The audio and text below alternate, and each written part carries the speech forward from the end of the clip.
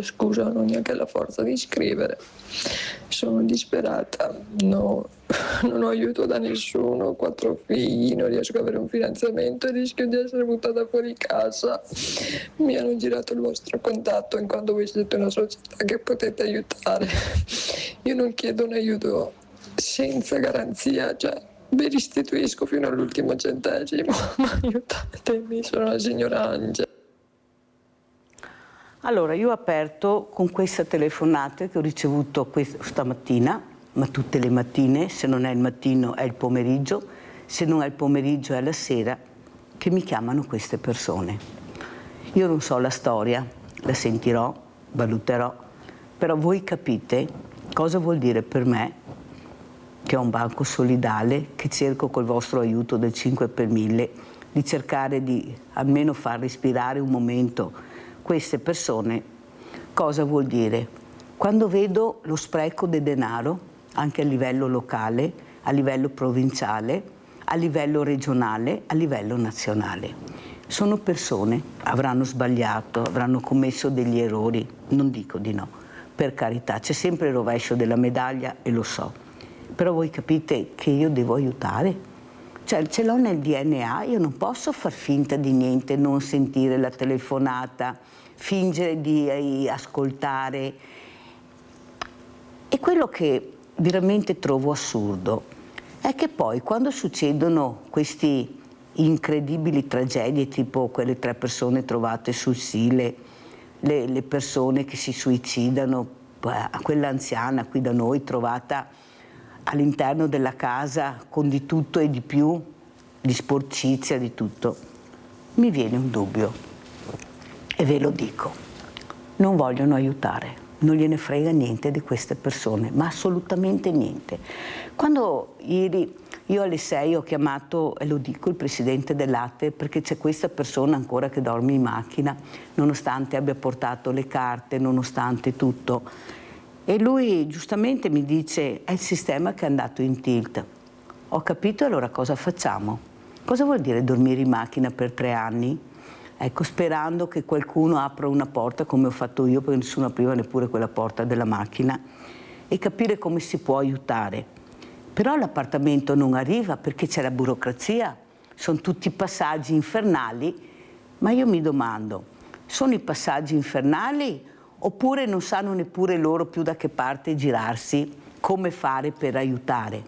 Eppure sarebbe semplicissimo, basterebbe prendere una persona alla volta, capire chi è, come vive, cosa possiamo fare per aiutarla tutti assieme, a chi rivolgersi, visto anche il gran numero di associazioni di volontariato che abbiamo, ognuna magari con un pochino di quello che fa potrebbe aiutare.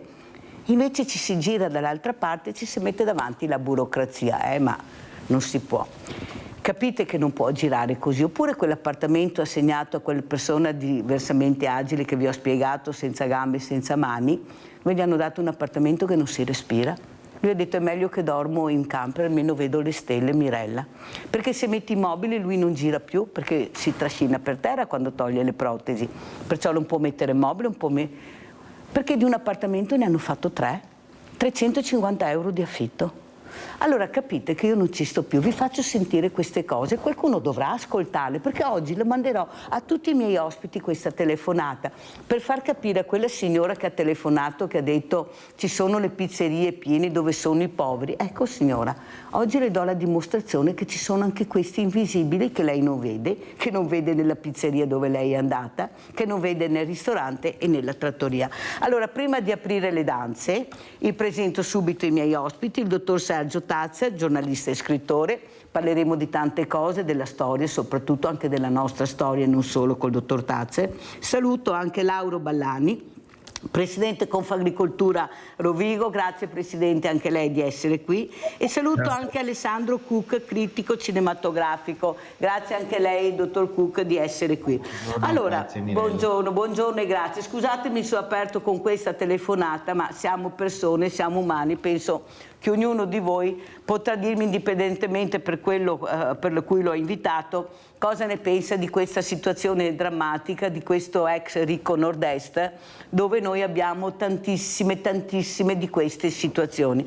Allora, dottor Tazzer, cosa pensa di questa? E poi naturalmente parleremo. Allora io le dico subito, Deo gratias, che lei ha ricordato questa marginalità, che non è una marginalità di pochi, ma è una marginalità di molti. Mentre lei parlava, a me è venuto in mente che fino a 2 anni fa un pacco di pasta da mezzo chilo costava 40-50 centesimi e prima ancora meno. Adesso meno di 90 centesimi non costa mezzo chilo di pasta, salvo poi le campagne di pubblicità nei supermercati. Questo per dire la pasta. Non parliamo poi della frutta, quanto costano le mele, quanto costano le arance, quanto costano le banane.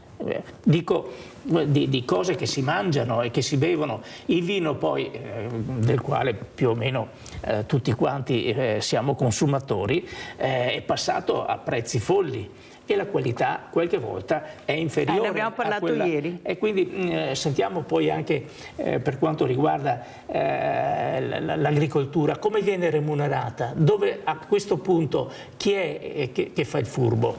Allora la fermo subito perché voglio sentire il dottor Ballani, presidente Confagricoltura Rovigo. Allora, dottor Ballani, come commenta? Prego. Sì, buongiorno, grazie dell'invito. No, niente, il mio predecessore ha toccato un tema importante, soprattutto per quanto riguarda gli esempi che ha fornito sulla pasta e sulla frutta. I dati che lui dà sono veri, purtroppo però bisogna capire a chi va questo valore aggiunto, non certo nelle tasche degli agricoltori. Basta guardare ad esempio i listini dei cereali, noi siamo fermi ormai da 20 anni sugli stessi prezzi, mentre come si diceva il costo della pasta è più che raddoppiato. Qui evidentemente nel processo di filiera c'è qualcosa che non funziona, qualcosa in cui ci sono evidentemente troppi passaggi, bisogna accorciare probabilmente questa filiera affinché si vada a ridurre questo maggior costo che, ripeto, oggi basta guardare i listini, i cereali per il grano duro è ai minimi storici come prezzo, e quindi sicuramente questo valore aggiunto, questo maggior costo non dipende dalla materia prima. E stesso dicasi per la frutta, tranne quest'anno che i prezzi sono in ripresa, ma fino alla campagna scorsa i prezzi erano bassissimi. Basti ricordare che oggi nel territorio polesano le pere sono praticamente sparite, le superfici si sono dimezzate, sono in corso degli espianti su questo prodotto che non è più ritenuto remunerativo ed evidentemente si preferisce importare questi prodotti da altri paesi a prezzi più elevati e con garanzie sanitarie anche a volte, vorrei dire, anche inferiori. Molto chiaro, poi continueremo. Sentiamo anche il presidente Alessandro Cucca. Presidente, prego. Io faccio riferimento a 2 cose, ecco, che ha detto lei prima. Il sistema è andato in tilt, i passaggi infernali della burocrazia. Diciamo che però questi passaggi infernali, questo sistema lo fanno gli uomini, lo fanno le persone che sono presenti anche in questo sistema. Quello che io nel mio piccolo vedo su queste tematiche è che molto spesso manca anche un pizzico di buonsenso, wow. Manca perché non ci si può fermare solo alla prassi burocratica e non andare oltre, perché altrimenti non andremo mai da nessuna parte. E ha ragione il dottor Tazzer quando dice che questa marginalità non è così limitata, ma è anche molto diffusa. Abbiamo sempre più un contrasto. È vero che se uno va in pizzeria o ristorante li vede pieni, ma è anche vero che aumentano queste sacche di povertà, di disperazione e alle quali bisogna far fronte in qualche modo, e il volontariato è importante, ma deve essere supportato anche dalle realtà appunto dei comuni, delle regioni. Ci deve essere un sistema che lavora insieme per dare ristoro a situazioni veramente grande precarietà, di grande disperazione. Presidente Cucca, non è che anche voi magari potete mettere quella goccia nel mare? Ad esempio, io ricordo, poi ne parleremo anche col dottor Tazza della storia, una volta si facevano i film proprio sulla povertà, su quelli che non avevano niente, di quelli che veramente, ricordiamo il famoso Ladri di biciclette, chi è che non ha visto questo film? Si toccava con mano quella che era la realtà del paese. Non è che forse anche qua, forse fanno vedere anche una realtà, anche a livello cinematografico, che delle volte forse potrebbe essere vista facendo vedere anche l'altra realtà, l'altra faccia della medaglia, che è quella della povertà. Perché non stiamo parlando di miseria, fortunatamente la miseria non c'è, ma grazie al mondo del sociale, grazie al mondo del volontariato, se no staremo alla miseria, che sta cercando di mettere le pezze dove la politica non arriva, forse li abbiamo anche viziati, tanto c'è il mondo del volontariato che aiuta. Ma non è che anche voi potreste fare qualcosa in più cercando di far capire, ecco, questa realtà di queste persone invisibili che non vediamo mai? Perché io poi ricevo le telefonate, come dice lei, delle persone che ma io sono andata in pizzeria, era tutto pieno, non trovavo un posto, allora Mirella, dov'è questa povertà? Me lo vuole spiegare? Perché mi sfidano anche. Allora io rispondo, signora, venga al Banco Solidale così vede chi sono i nuovi poveri. Sono famiglie che lavorano con 2 stipendi, 2 che non ce la fanno perché pagano affitti di 500, 600 euro, 800 di mutuo, oppure come quella persona che vi ho raccontato che appartamento gli hanno dato a 350 euro, poi deve pagarsi tutto. Ecco, forse anche far vedere un'altra realtà del paese che non è più anche nel nostro territorio l'ex ricco nord-est. Cosa dice Presidente Cucca? Lei ha fatto riferimento a ladri di biciclette, stiamo parlando indubbiamente di altri periodi, stiamo parlando di un periodo fondamentale della storia del cinema italiano, quello del neorealismo. Il paese era appena uscito dalla guerra e c'era tutta una situazione indubbiamente atipica e particolare. Però diciamo che anche se noi pensiamo al cinema di adesso e pensiamo anche alla televisione, se lei vede qualcosa su non so, la prima serata di Rai 1 o su Mediaset o su altri canali, vedrà più opulenza che povertà, perché purtroppo anche presentare questi prodotti è talvolta difficile, soprattutto nelle reti appunto più importanti. Però si muove molto un discorso a livello documentaristico, nel senso che ci sono molti documentari che trattano questo tema, queste difficoltà, queste povertà, queste disperazioni.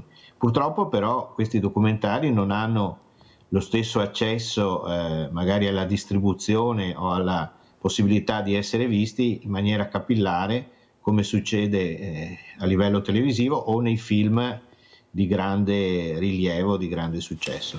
Però è indubbiamente vero che anche il cinema è sempre un po', racconta allo specchio, no? Racconta la realtà del paese, e questa è una realtà molto viva, profonda, sia nel nord-est ma anche in altre zone del nostro paese, quindi è un tema che va recuperato perché è un tema di forte attualità. Grazie Presidente Cucca. Allora, siccome so che il Presidente Ballani deve anche lasciarci fra poco, però era importante la sua voce questa mattina, perché questi prezzi veramente fanno spavento. Però vede, Presidente Ballani, io sono dell'idea una volta che c'è qualcuno che non fa quello che dovrebbe fare, un controllo approfondito su questa filiera.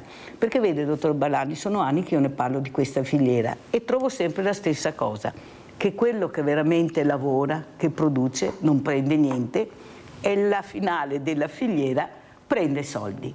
Ma lo vedo dappertutto, chi in Italia veramente lavora, suda, fa fatica, ha degli stipendi da fame. Quelli che invece lavorano, come si può dire, sicuro lavori non usuranti, prendono un sacco di soldi, questa è la verità. Ecco, tu se sei fortunato e riesci a entrare nel circolo giusto, problemi zero. Allora vogliamo capire che sarebbe utile iniziare a pagare chi veramente lavora, e sono quelli che dice lei, persone che non fanno un giorno di ferie, che sono sempre nei campi per raccogliere. Io non so se finirà sta storia cosa mangeremo, perché prima o dopo il tappo deve scoppiare un po' continuamente a star là il tappo fra poco scoppia, glielo posso assicurare, Presidente Ballani, perché io tocco con mano queste realtà. Sono anche ragazzi giovani che stanno cercando di mettersi in gioco anche con nuove prospettive. Ma è pazzesco. Mi ricordo uno che ha un'azienda agricola e fa con l'acquaponica il raccolto, fare i bandi in regione da diventare pazzi.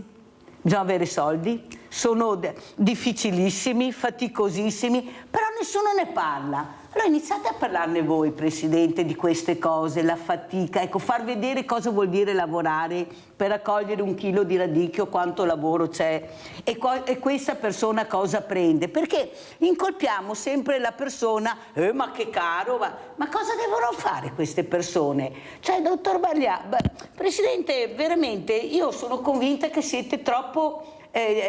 lo dico anche ai sindaci delle volte, troppo lenti, dovete essere più rock, perché avete i numeri, voi avete ancora i numeri, però dovete essere ascoltati. Non è possibile che andate in regione, a Roma, e venite a casa sempre con le mani vuote. Quello che lavora alla fine, poveretto, si ritrova sempre povero facendo una fatica enorme, o sbaglio? Prego, Presidente, poi la lascio. Grazie. Lei mi dà un assist fantastico, perché io vorrei solo tornare per esempio al periodo in cui c'è stato il Covid. In quel periodo tutti si sono accorti dell'importanza dell'agricoltura e degli agricoltori, che hanno permesso anche in quel periodo di grande difficoltà sanitaria e anche psicologica di trovare gli scaffali tutti i giorni pieni, perché è bastato che qualche giorno gli scaffali fossero parzialmente vuoti per scatenare un isterismo nell'acquisto forsennato per fare un approvvigionamento, per la paura di restare senza scorta. Ecco, in quel periodo l'agricoltura è stato riconosciuto un ruolo fondamentale, perché poi alla fine noi, oltre che salvaguardare e mantenere un territorio, produciamo sostanzialmente cibo. Ecco, questa è una cosa di cui non ci dovremmo mai dimenticare, e il cibo in una nazione è un elemento fondamentale per affrontare qualsiasi momento di difficoltà. Però passata l'epidemia, passata la pandemia, ci si è dimenticati quasi subito di questo ruolo, e molto spesso l'agricoltore viene visto, anziché come un produttore di cibo, viene visto come un inquinatore, come colui che depaupera i terreni, come colui che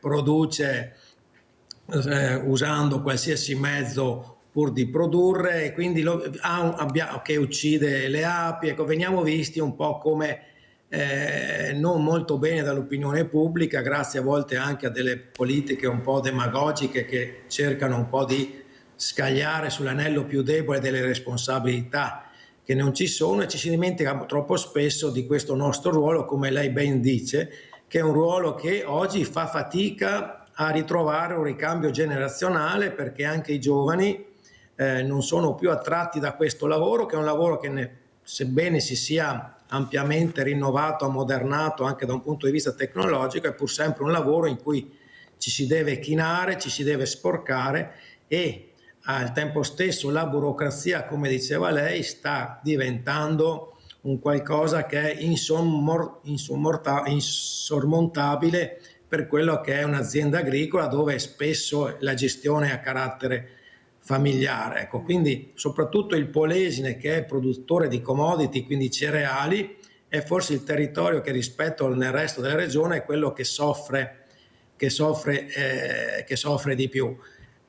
A volte noi vorremmo anche meno incentivi, ma vorremmo vedere riconosciuto il nostro lavoro, il nostro prodotto. Quindi a volte siamo anche disposti a rinunciare a certi contributi, possiamo anche farlo da soli, però avremmo bisogno che ci venisse riconosciuto quel ruolo di produttori di cibo, e in Italia l'agricoltura è forse il settore più più controllato da un punto di vista della produzione, della certificazione, dei controlli, dei disciplinari, però molto spesso importiamo dall'estero prodotti che non hanno assolutamente questi requisiti e quindi molto spesso soffriamo di questa mancanza di reciprocità fra le nostre produzioni e le produzioni che arrivano dai paesi extra UE, che sicuramente questi controlli non ce l'hanno. Quindi noi non è che chiediamo maggiori risorse, ma chiederemo maggiori tutele di quello che sono le qualità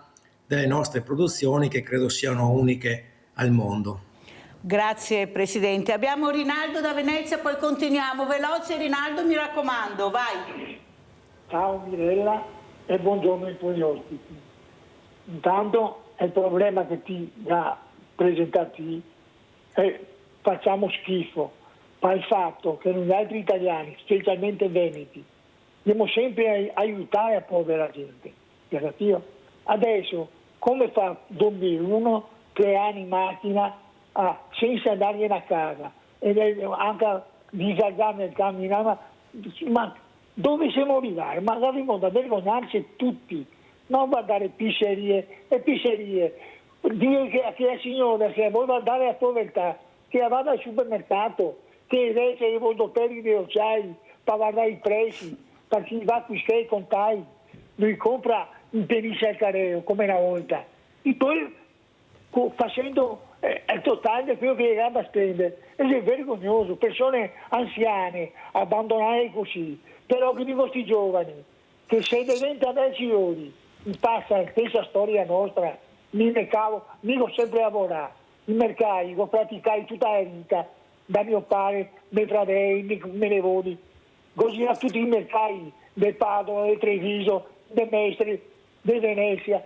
È il mercato dove quando un ortolano portava la roba, è il prezzo, lo fa il mercato, è la domanda. Adesso insomma, sei sbagliatissimo, un contadino che coltiva la terra e dovrebbe avere un posto in mercato e la roba si rende giù, perché se va da un standard che uno che la vende è da dare la provvisione a quest'altro, dopo insomma viene un passaggio dei soldi che è terribile. E dopo i contadini, il gran che faceva una volta, era gran, adesso importiamo tutto dall'estero, non sapevamo neanche da dove. Grazie Rinaldo, devo chiudere perché sennò non ce la faccio, ma sei stato chiaro. A proposito di grano, dottor Tazze, torniamo allora all'Ucraina, alla Russia. Ecco, cosa sta succedendo? Sembra che adesso qualcosa si stia muovendo, che riesca a arrivare questo grano, ma che grano arriverà con tutte queste armi, queste bombe? Cosa mangeremo? Chi lo sa? Poi lo chiederò anche al Presidente prima di salutarlo. Allora, com'è la situazione? Come la vede lei? Io credo che il grano dell'Ucraina dovrebbe preoccupare soprattutto i paesi dell'Africa, i paesi poveri, perché va lì il grano sostanzialmente. Qui da noi sono persone, certo arriva anche il grano ucraino, arriva il grano americano e lì è da preoccuparsi perché viene trattato con pesticidi che qui da noi non sono consentiti. Per quanto riguarda l'agricoltura, da storico, io direi che nel 1877, l'allora era il governo di sinistra, affidò a Stefano Iacini, un economista liberal cattolico, una grande inchiesta sull'agricoltura, sul mondo dell'agricoltura, non su quello che si faceva, no? E da noi portò a degli esiti impressionanti, gente che non si lavava mai tra Montebelluna, eccetera. Anche queste cose, non mancava l'acqua, c'era la pellagra a quel tempo, non dimentichiamolo. Non è che adesso stiamo tornando verso la pellagra, ma ci sono dei problemi diversi ma importantissimi.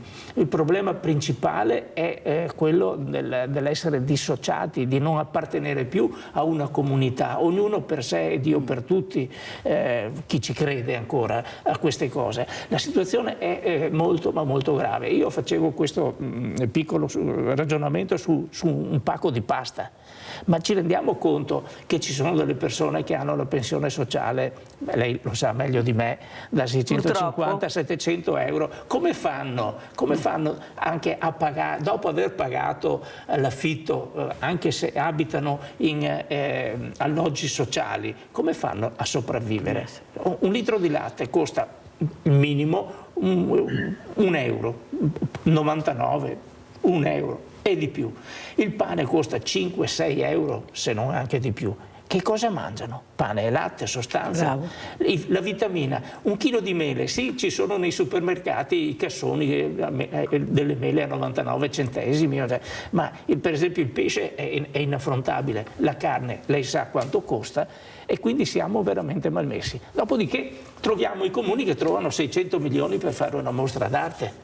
Ecco, a questo punto, siccome queste mostre d'arte sì sono anche dei motivi culturali importanti, andiamo a vedere, ci arricchiamo culturalmente, andiamo a vedere i quadri degli impressionisti oppure qualsiasi cosa si voglia mettere sui muri o sulle bacchette sostanzialmente. Ma io leggo sui giornali che l'assessora per esempio di Treviso al sociale piange miseria sostanzialmente, si dà da fare quello che può fare, ma i soldi sono quelli che sono. È vero o non è vero, Mirella? Allora, è vero quello che dice lei, però c'è un gioco sottile attorno a questo, perché la povertà non dà visibilità. Questo è vero. E allora il problema che hanno gli amministratori, che quasi tutti sono in carriera politica, basta vedere che tutti cercano di ricandidarsi, di trovare la sedia, lei capisce che se io aiuto quella persona che ha telefonato non ho visibilità, se invece faccio la mostra ho la visibilità. Quanti tagli di nastri abbiamo visto ancora prima che finissero i lavori? Perché in quel momento io ho la visibilità, certo aiutando il povero, il miserabile, la visibilità non ce l'ho, chi me lo fa fare? Di sicuro non prendo i voti da queste storie. Ma allora io le chiedo, Presidente Ballani, cosa bisogna fare per far capire invece che questo meraviglioso paese da nord a sud, da est a ovest, con dei prodotti meravigliosi. Io ieri o l'altro ieri, non mi ricordo per caso, ho visto i carciofi in Sicilia, ho visto delle cose, della frutta pazzesca che noi non vediamo mai, però la vediamo arrivare chissà da dove. Ma sono nicchie di mercato, ma chi se ne frega? Ma vuoi vedere che io al nord non riesco ad avere quel prodotto là? Perché la risposta è: ma è troppo poco. Ma chi ha detto? Ma fammelo vedere. Non c'è questo scambio, Presidente, che forse tutti quanti vorremmo che ci fosse prima di andare all'estero, visto la fortuna che abbiamo di vivere su un paese meraviglioso. Voi dovreste vedere, guarda, no, Presidente, lei mi deve aiutare, facciamo un bel video sui prodotti del sud e poi noi facciamo vedere i prodotti del nord al sud, perché mi sembra che questo non avvenga, non conosciamo. Voi dovreste vedere la frutta che c'è insieme, sarà il clima, sarà quello. Ma mi sembra che la Sicilia sia in Italia, o sbaglio? Presidente, cosa si può fare per far capire di valorizzare i nostri prodotti? Ecco, per far capire l'importanza di queste culture meravigliose. Prego, Presidente. Beh, sono stati toccati tanti temi, parto dall'ultimo relativamente alla frutta della Sicilia. Noi abbiamo perso buona parte del mercato tedesco per la frutta con le nostre arance, con i nostri limoni, a scapito della Spagna, semplicemente perché il costo di trasporto della frutta dalla Sicilia alla grande distribuzione tedesca rispetto alla Spagna ha dei costi di trasporto che sono quasi il triplo più alti, e quindi quando la grande distribuzione tedesca va a comprare le arance o i mandarini, cosa sceglie? Sceglie quelli che costano di meno, e la Spagna ha messo in piedi un sistema di trasporti che costa un terzo rispetto al nostro. Quindi qui c'è anche un problema di infrastrutture che va affrontato, che va risolto per rendere anche i nostri prodotti più competitivi. Quindi evidentemente anche su questo c'è qualcosa su cui lavorare. Per quanto riguarda poi le produzioni, faceva riferimento il relatore precedente per quanto riguarda i frumenti, che a volte contengono residui di prodotti chimici che noi non possiamo usare. Questo succede spesso, questo può succedere sul grano duro, soprattutto per quelle quantità di grano duro che vengono usate provenienti dal Canada, che vengono usate per produrre una pasta con determinate caratteristiche, dove è ammesso l'uso del glifosato 10 giorni prima della raccolta, cosa che da noi non è mai stato ammesso. Allora in questo caso sarebbe importante arrivare sull'etichettatura dei prodotti che venga finalmente indicata l'origine del prodotto, in modo che il consumatore possa scegliere consapevolmente il prodotto che va a acquistare. Oggi sulle etichette è solo scritto dove il prodotto viene confezionato e trasformato, ma non c'è l'origine del prodotto, quindi noi non sappiamo se quella pasta è di grano completamente italiano o se, perché vorremmo che su quell'etichetta ci fosse scritto l'azienda agricola che l'ha prodotto, la provincia dalla quale proviene, in modo che potremmo essere più tranquilli nel sapere da dove proviene quel prodotto. Oggi questo non c'è, sono anni che chiediamo che nelle etichette venga indicata questa origine, così vale anche per molti altri prodotti come per l'olio e quant'altro. Infine, se vogliamo avere anche un calo dei prezzi, dovremo diventare un po' più produttivi, dovremo aumentare le nostre quantità di produzione sia come cereali che come frutta, e quindi se noi possiamo avere a disposizione maggiori quantità, saremo meno dipendenti dall'estero e quindi potremmo incidere in maniera positiva per portare sul mercato prodotti a filiera, diciamo così, a filiera corta, che possono riuscire ad avere prezzi più bassi e venire incontro a quelle che sono anche le esigenze di quei consumatori che oggi sono in grave difficoltà. Presidente, però è anche vero quello che lei dice, le infrastrutture. Però mi sembra di vivere in un territorio fatto a stivale con tantissimi porti, con la ferrovia. Ma se vado a vedere, da Firenze in giù quasi c'è un binario unico. Andiamo un po' più giù, ma porti non se ne parla. Si pensa al ponte di Messina, 14 miliardi. Io vorrei capire con 14 miliardi quanti porti potremo aprire, perché mi sembra che le grandi quantità, quando vengono portate all'estero, partono proprio con le navi e noi non riusciamo a far arrivare una nave dalla Sicilia al nord alla Sicilia, perché i porti non ci interessano più. Noi dobbiamo fare le corsie, Presidente, quarta corsia, quinta, faremo 8 corsie fra poco, perché si è puntato là. Sbagliando, perché il paese, la morfologia del paese è completamente diversa. Io vedo delle strade pazzesche con il famoso piano Pirubì, Piccoli, Rumor e Bisaglia, che è sorpassato, che non serve più a nessuno, però bisogna fare ancora quel piano lì. Capisce che c'è la politica, inutile che ce la giriamo, Presidente, voi non avete colpa, è la politica che non vuole sentire, perché capisce che il business ormai sul cemento non c'è niente da fare, là è il grande business. Ecco, guardiamo i fondi del PNRR, dove sono stati messi nel cemento, per fare cosa? Niente. Abbiamo le case di comunità vuote, le abbiamo, ma sono perché non abbiamo le persone, i dottori, infermieri, le ho da mettere dentro, le scuole sono quasi tutte a pezzi, però si continua a tagliare i nastri sul cemento, sulle corsie, poi vediamo la Pedemontana cosa c'è sotto e sono tutti molto preoccupati. Per quello le ho detto, Presidente, che forse anche voi dovete essere più rock, farvi ascoltare di più, perché già abbiamo pochi giovani, che futuro lasceremo a questi ragazzi? Cosa mangeranno questi ragazzi? Come si sposteranno questi ragazzi? Ma è più importante il ponte di Messina o era più importante iniziare a capire dove veramente l'infrastruttura serve? Ma vi rendete conto? Io ci sono stata, c'è un binario unico che arriva in Calabria, un binario. Ma vi rendete conto? E abbiamo tutta la Calabria attorno là, ma è senza acqua.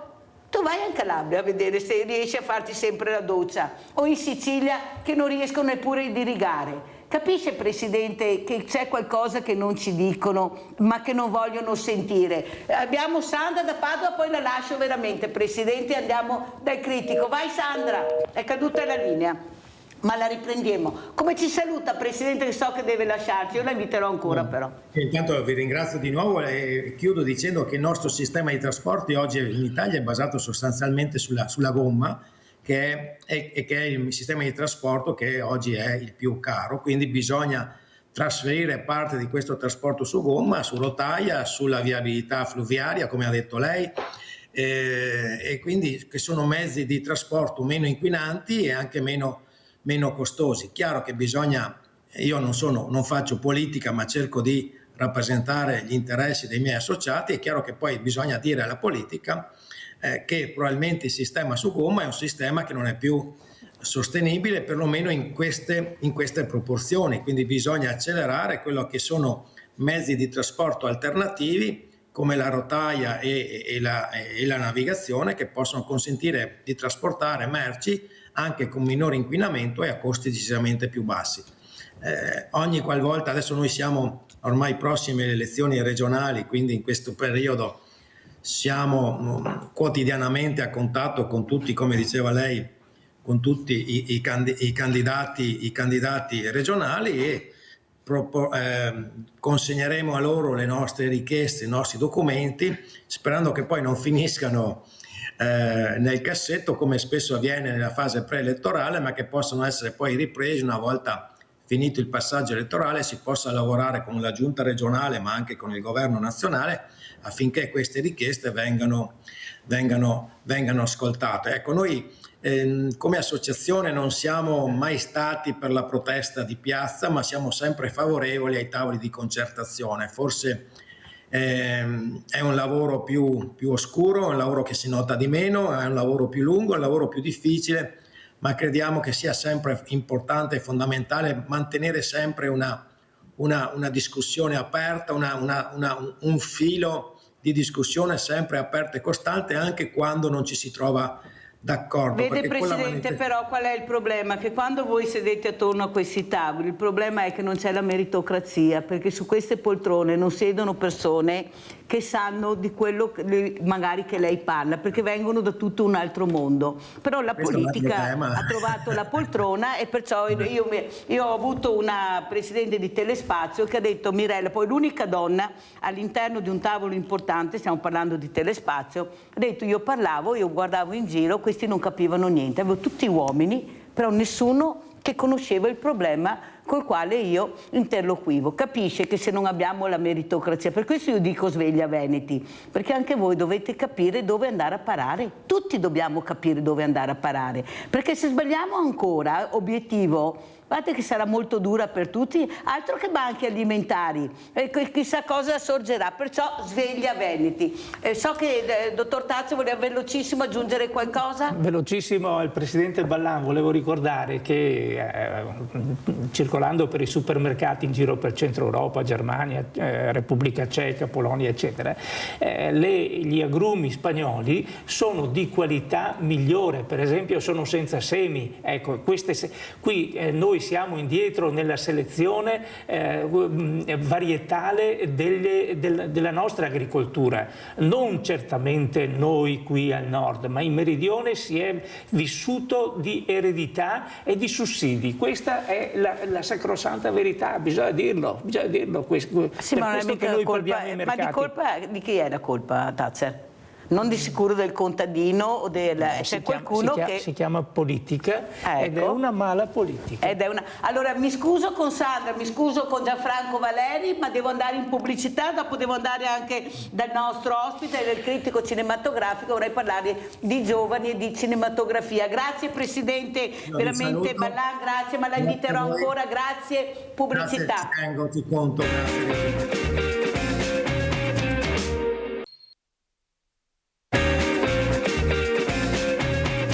Gianfranco Valeri da Cessalto, vai Gianfranco.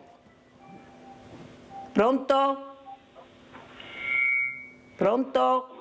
Allora, rifacciamo i collegamenti, allora andiamo dal nostro critico cinematografico, il dottor Cook. Allora, Presidente Cook, quello che vorrei capire sono i giovani e il mondo della cinematografia. Noi vediamo anche a Venezia, ma anche a Roma, tantissimi giovani che vanno a vedere questi film, ci sono gli appassionati, ed è una bella cosa vedere i giovani. Come vede lei dal suo osservatorio importante questa gioventù che si appassiona ancora nei film? Prego. Volevo fare una premessa prima di questo. Ecco, io qui sono in veste di critico cinematografico, ma anche di presidente del comitato di Venezia dell'associazione Venezia Giulia Dalmazia. Noi ci vediamo spesso, diciamo, quando c'è il 10 febbraio, il giorno del ricordo, in giornate e oggi sono in un'altra versione, ma anche col fatto che è uscito anche un libro sul cinema della frontiera adriatica 1945-2025 che abbiamo presentato alla Mostra del Cinema di Venezia. In questa veste volevo anche ringraziare, visto che è qui con noi il dottor Tazze, per un libro che ha scritto qualche anno fa, Tito e Rimasti, che è un bellissimo libro, e noi come associazione lo ringraziamo molto perché veramente è stato un libro importante.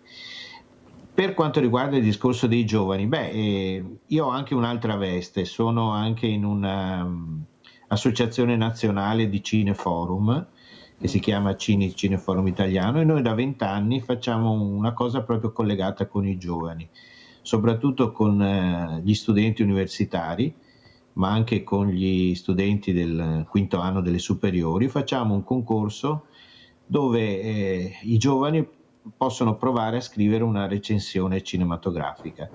Poi i migliori li ospitiamo una settimana alla Mostra del Cinema di Venezia, gli diamo l'accredito e facciamo un piccolo stage di scrittura cinematografica.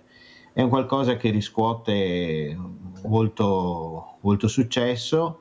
È anche la possibilità di dare ai giovani di entrare a respirare l'aria di un festival importante come quello della Mostra di Venezia, ma anche di mettersi di fronte anche a cinematografie provenienti da tanti paesi, con la possibilità poi di scrivere di queste cose e di avere anche degli strumenti per scrivere su queste tematiche, e questo mi sembra una cosa molto importante e rilevante.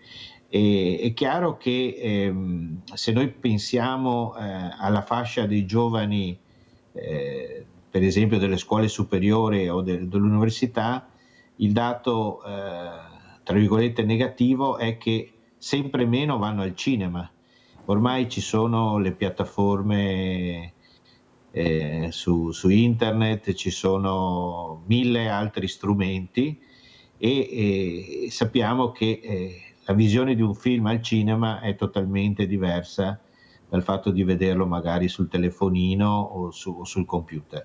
Però quello che noi cerchiamo di fare, anche in collaborazione con diciamo gli enti locali, ma soprattutto le scuole, è di fare anche un minimo di educazione all'immagine, perché mentre si fa educazione di tante altre cose, l'educazione all'immagine, almeno avere una base di riferimento per capire meglio il cinema, quello che si vede in televisione, avere un'idea un po' più concreta di quello che andiamo a vedere, ecco. Anche per non subire tutto quello che succede, ma avere anche un minimo di critica, che poi ognuno si personalizza come vuole, verso il cinema, verso le immagini, perché le immagini, al di là della crisi del cinema, sono fondamentali, perché lo strumento audiovisivo sta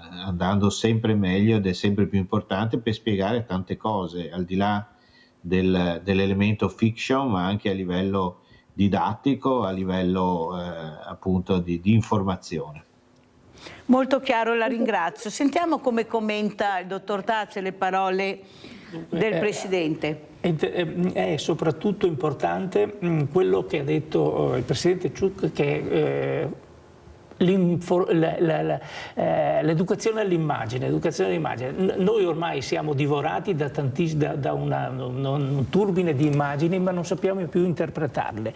Ecco, noi si va al cinema credendo di trovarci un telefilm televisivo. I tempi sono diversi, bisognerebbe che a scuola ci fosse veramente qualcuno che racconta: guardate che le immagini sono divise in fotografia, in cinematografia, in televisione, né in serie TV, eccetera. È quello che noi assolutamente non sappiamo e confondiamo, per cui si va a preferire, che so, il telefilm americano, che tra l'altro poi ha una storia, un canovaccio che è sempre quello sostanzialmente, rispetto ad altri film. Devo dire che ultimamente la cinematografia italiana non è che si sprechi sostanzialmente, anche per raccontare veramente che cos'è la nostra Italia. Io dico sempre che i nostri film parlano in romanesco, non parlano in italiano, per dire. O si va o dal milanese o dal romanesco o dal napoletano, è vero o non è vero? Questa Sentiamo è la verità. no, perché mi piace sto dibattito. Presidente, cosa dice lei alle parole e ai commenti del dottor Tazer? Il cinema italiano è notoriamente, diciamo, romanocentrico anche a livello di produzione, eccetera. È chiaro che parliamo anche del nord-est del Veneto, i film che sono ambientati, ecco, i film che vanno al cinema che sono ambientati nel nord-est sono estremamente limitati. Ne è uscito uno recentemente, Le città di pianura, che parla anche di questo disorientamento, diciamo, di questa instabilità, collegandoci al discorso di prima. Non parla di povertà, ma parla di che il sistema è cambiato, ecco, nel nord-est e quindi c'è questa incertezza generale. Però ha ragione il dottor Tazer, questa prevalenza, ecco, è romana, ma anche dal punto di vista, chiamiamo, di ambientazione dialettale, si sente molto di più il napoletano certe volte, tanto è vero che molte volte anche al cinema alcuni film escono anche con alcuni sottotitoli, perché non tutti capiscono il napoletano o il siciliano o altre lingue. Però volevo dire che abbinando anche questo discorso diciamo delle tematiche, ecco, del giorno del ricordo, dell'esodo, eccetera, quest'anno è uscito un film significativo a livello di prima serata su Rai 1 il 10 febbraio, che si chiama La bambina con la valigia, che poi noi abbiamo ripreso alla Mostra del Cinema di Venezia, che abbiamo presentato recentemente anche a Roma, che è girato tutto, diciamo, tra Gorizia e Trieste, con qualche passaggio anche a Pola. E proprio lunedì prossimo comincerà un altro film per Rai 1 che si chiama Memorie di un marciatore e che è dedicato a una figura significativa, che è quella di Abdon Pamic, che è ancora, perché ha 92 anni ma si difende molto bene, che è stato appunto un esule da Fiume. Lui a un certo punto, quando aveva 13-14 anni, è scappato a piedi da Fiume perché c'era l'occupazione di Tito, e poi è diventato un grande atleta, un grande marciatore, vincendo la interrompo un secondo, d'oro Presidente, perché se non mi cade ancora la linea. Abbiamo Giusy da Treviso. Vai Giusy. Sì. Ciao Mirella, buongiorno ai tuoi ospiti. Allora, se quando vai a fare la spesa il prodotto è scritto prodotto e confezionato dalla tal ditta, allora vuol dire che lo fanno loro. Però se è scritto confezionato per la tal ditta, non è della produzione alimentare nostra, questo volevo dire. Oppure è nostra, ma non si sa da dove viene la produzione. Hai capito? Perché ci sono tante cose da dire, insomma, ecco, ma adesso tutti questi limoni che ho visto ieri in supermercato dal Sudafrica, perché non ce n'erano dei nostri italiani, li ho portati a casa, dopo 2 giorni erano guasti, li ho buttati via. Una cosa impressionante, che abbiamo tutto noi qua in Italia, abbiamo frutta di tutto e di più della nostra, e dobbiamo comprare quella estera che non sappiamo da dove viene e come la trattano, e tutte queste cose qua. Vi ringrazio. Grazie Giusy. Allora passiamo al dottor Tazzi. L'Europa in questo caso si può prendere anche punto per parlare, poi se vuole commentare quello che ha detto il Presidente. Prego. Collegarmi con quanto diceva il Presidente Cook, scusi, non so se sia Cook o Cook. Cook, diciamo allora, forse Cook, tanti anni fa. A proposito di rincari, in Croazia quest'anno c'è stata una follia di rincari. Ormai una volta era conveniente andare in Croazia, adesso assolutamente non è conveniente. Vengono a comprare a Trieste, per dire. Si sta ripercorrendo la stessa strada dei tempi della vecchia Jugoslavia, quando arrivavano a Trieste a comprare. Questa è la realtà. Per quanto riguarda invece l'Europa, ragazzi, qui abbiamo dei prezzi dei generi alimentari che sono eccessivi. Io frequento molto Praga perché ho mio figlio e i miei nipoti che abitano a Praga, e i supermercati, anche i negozi praghesi, offrono gli stessi prodotti nostri, anzi qualche volta di qualità superiore per quanto riguarda anche la frutta, per dire, con prezzi inferiori dei nostri. Quindi c'è qualcosa che non funziona. E non certo in partenza, come abbiamo sentito dal Presidente della Confagricoltura di Rovigo. Ecco, questa è qua, c'è qualcosa che non funziona e non si tratta soltanto del viaggio in camion o in tir dalla Sicilia al nord. Qui c'è qualcosa che non funziona, anche perché le pere arrivano dall'Emilia, gran parte delle pere arrivano dall'Emilia e hanno dei costi che sono, tanto per fare un esempio, che sono il doppio di quanto costa. Ma dottor Tazzi, se lei pensa che i nostri meravigliosi formaggi, perché io penso che siamo i numeri uno, però le cagliate andiamo a prenderle in Germania, là sono le cagliate, nessuno lo dice, però io penso di essere una delle poche che lo dice, cioè le cagliate noi andiamo a prenderle in Germania per fare i formaggi in Italia. Ma vi rendete conto cosa hanno fatto? E quando dicono l'Europa, ma nell'Europa abbiamo i nostri rappresentanti, o sbaglio, dottor Tazzi? Certo che abbiamo. Io mi domando anche, vedendo certi marchi della nostra provincia, ma che la nostra provincia ormai è una monocultura viticola. Dove trovano fuori il latte per fare questi formaggi tanto decantati, che poi diventano formaggio Piave, diventano formaggio Asiago, eccetera? Adesso si viene a sapere, io per esempio, confesso la mia ignoranza, non sapevo che dalla Germania arrivasse addirittura la cagliata. La cagliata arriva da là.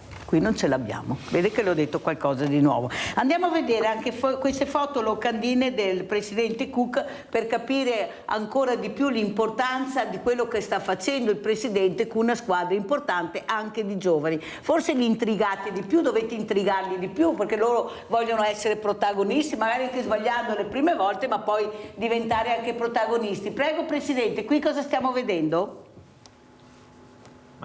Questa è la copertina del libro di cui citavo prima. Io ho fatto una carrellata, perché la domanda di fondo è questa. Voi sapete che sui temi del confine orientale e della frontiera adriatica per tanti anni non se n'è parlato e quindi la domanda iniziale è stata quella di dire: ma il cinema si è occupato dei temi delle foibe, dell'esodo, eccetera? E allora, in maniera estremamente sintetica, dico che se n'è occupata con 2 film nell'immediato dopoguerra, quindi nel 1949 e nel 1950, La città dolente e Cuori senza frontiere, e poi c'è stato il vuoto assoluto. E la ripresa è avvenuta nel 2004, quando c'è stata l'istituzione della legge sul giorno del ricordo. Da lì sono iniziati anche tutta una serie di documentari, però io qui faccio il focus soprattutto sugli ultimi 10 anni, perché negli ultimi 10 anni c'è stata una accelerazione da questo punto di vista, un'accelerazione dovuta anche diciamo all'interesse televisivo della RAI, che ha cominciato a coprodurre alcuni prodotti sia a livello televisivo che cinematografico, ma anche nel 2018 è uscito un film, per quanto possa essere criticato, che è Rosso Istria, nel quale si parlava delle vicende di Norma Cossetto, interpretato anche da attori di grande rilievo come Franco Nero, come Geraldine Chaplin, e questo significava che dopo Cuori senza frontiere, che era del 1950, dopo 68 anni un film che toccava questi temi arrivava al cinema, cosa estremamente importante. E devo dire che in questi ultimi anni io metto in rilievo, ecco, tornando al discorso dei giovani, perché esistono anche sui temi del giorno del ricordo dei concorsi nazionali, uno nazionale che facciamo insieme col Ministero dell'Istruzione e del Merito, ormai da tanti anni, dove chi vince viene premiato dal Presidente Mattarella al Quirinale, ma ci sono anche dei concorsi regionali. C'è anche un concorso che fa la Regione Veneto, e cosa succede? Che nell'ambito di questi concorsi ci sono anche delle realizzazioni di video anche interessanti, importanti. E io prendo 2 video nel libro, uno fatto da una scuola elementare, una scuola primaria di Bibbione, visto che parliamo di Veneto, e uno di una scuola superiore di Belluno, che hanno fatto 2 lavori estremamente significativi che meriterebbero anche di essere presi in considerazione, magari proiettate nelle scuole, perché così facciamo vedere a dei giovani dei film, dei cortometraggi realizzati da giovani. Ma come mai si vedono così poco queste cose? Anche loro si vedono così poco. Cos'è? Perché prima si parlava della filiera con l'agricoltura, ma anche in queste cose qua dov'è la burocrazia? Cosa c'è che impedisce di portare nelle scuole questi cortometraggi girati dai ragazzi? Anche perché sono convinta che li intrigheremo molto di più, perché sono prodotti anche fatti da loro. Cosa c'è, dottor Cook, che non funziona, che non riusciamo a legare questa catena, e i ragazzi sono là che aspettano, perché ha detto anche lei che sono anche bravi?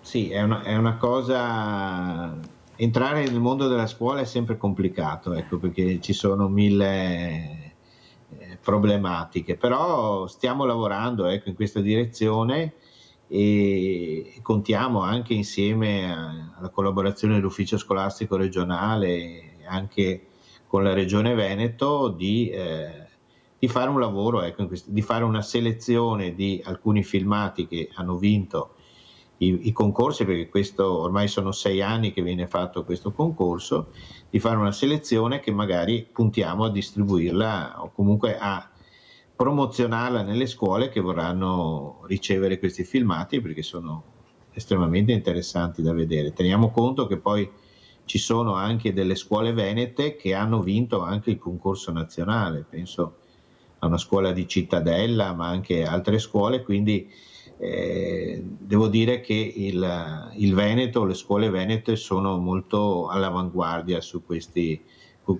temi, e anno dopo anno ci sono dei lavori sempre più attenti, sempre più approfonditi, con attenzione alla bibliografia, attenzione sempre di più alla storia, ecco, e questo non è una cosa banale, e certo, soprattutto ci vuole anche la collaborazione degli insegnanti, e questo avviene anche grazie a tutti i seminari di aggiornamento insegnanti che stiamo facendo in giro per l'Italia, ma anche nel Veneto.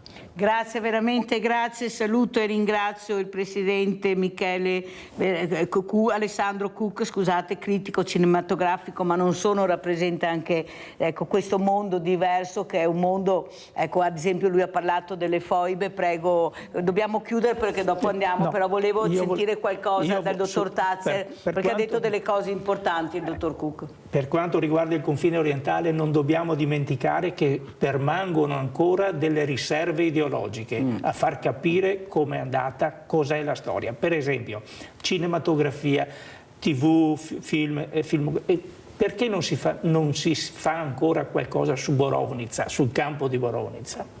Ragazzi, che è il campo di concentramento dei nostri italiani vicino a Lubiana. Chissà quanti a casa dicano hanno mai sentito neppure questo nome. E con queste parole noi andiamo, grazie Presidente Cook, in pubblicità. Spero invece che il dottor Tazia rimanga con noi. Grazie.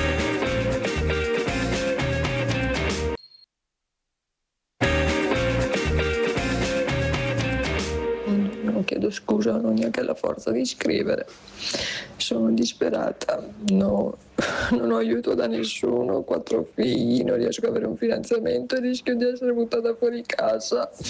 Mi hanno girato il vostro contatto in quanto voi siete una società che potete aiutare. Io non chiedo un aiuto senza garanzia, cioè vi restituisco fino all'ultimo centesimo, ma aiutatemi, sono la signora Angela. Allora, io ho fatto sentire un'altra volta, ma lo rifarò anche nella terza parte di Sveglia Veneti, perché io tutte le mattine, come ho detto all'inizio, ricevo queste telefonate, o al mattino, o al pomeriggio, o alla sera, tarda sera, sono invisibili che non riescono più a sopravvivere e a respirare. Nessuno li aiuta, come avete sentito, hanno bussato, ma la porta non si apre, se si apre per dire non ci sono soldi per voi, non abbiamo le case per voi, c'è una burocrazia che ci impedisce di aiutarvi, siamo troppo in pochi. Allora saluto Michele Boato, grazie direttore, anche Eco Istituto Veneto Alex Langer, grazie. Saluto anche il dottor Marco Mosti, direttore generale Fondazione Gimbe, grazie anche lei veramente dottor Mosti di essere qui, quanto importante sarà anche la sua voce, sentire lei che da Bologna è collegato, si occupa di dipendenze patologiche e salute pubblica veneta, sentiremo cosa ci racconta, anzi partirei proprio con lei, dottor Mosti, cosa dice di questa telefonata, delle tante telefonate che riceve Mirella, ma penso non solo Mirella, tutte le persone che si occupano dei poveri, degli ultimi, degli emarginati. Prego, dottor Mosti. Guardi, noi è una situazione che abbiamo fotografato con il nostro ultimo rapporto sul Servizio Sanitario Nazionale che abbiamo presentato proprio l'8 di ottobre, quindi un lavoro molto recente. Abbiamo enfatizzato tutta la tematica della rinuncia alle cure, che è un fenomeno, noi ci occupiamo di sanità nelle nostre analisi e di salute, è un fenomeno che è collegato esattamente alla telefonata che abbiamo sentito, cioè famiglie che negli anni si stanno impoverendo e che arrivano a rinunciare a curarsi. Ecco, questo è la punta dell'iceberg di una situazione critica che noi monitoriamo con i dati e voi monitorate sul campo.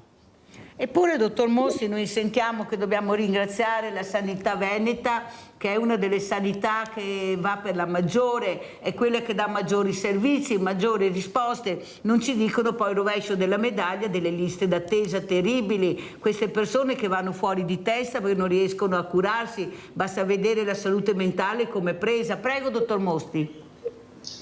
Noi l'anno scorso abbiamo rilevato che c'è stata addirittura una frenata della spesa cosiddetta out of pocket delle famiglie, cioè la spesa che noi affrontiamo per pagare quei servizi che non riusciamo a trovare nel pubblico, anche per pagare naturalmente i ticket quando siamo nel pubblico. Ecco, questa spesa dopo anni di crescita ha avuto un rallentamento, ma non è un segnale positivo, anzi il segnale è che proprio le famiglie e le persone fanno fatica a affrontare queste spese per curarsi. E purtroppo è un tema che anche le regioni che negli anni passati avevano una qualità delle cure, avevano un equilibrio dei conti che era invidiabile, oggi tutte le regioni sono in difficoltà. Se noi pensiamo, l'anno prossimo è prevista quasi 6 miliardi di differenza tra fondi pubblici e spesa sanitaria prevista. Che cosa vuol dire? Che questi 6 miliardi li dovranno mettere le regioni o aumentando le tasse ai cittadini o tagliando dei servizi. E questo purtroppo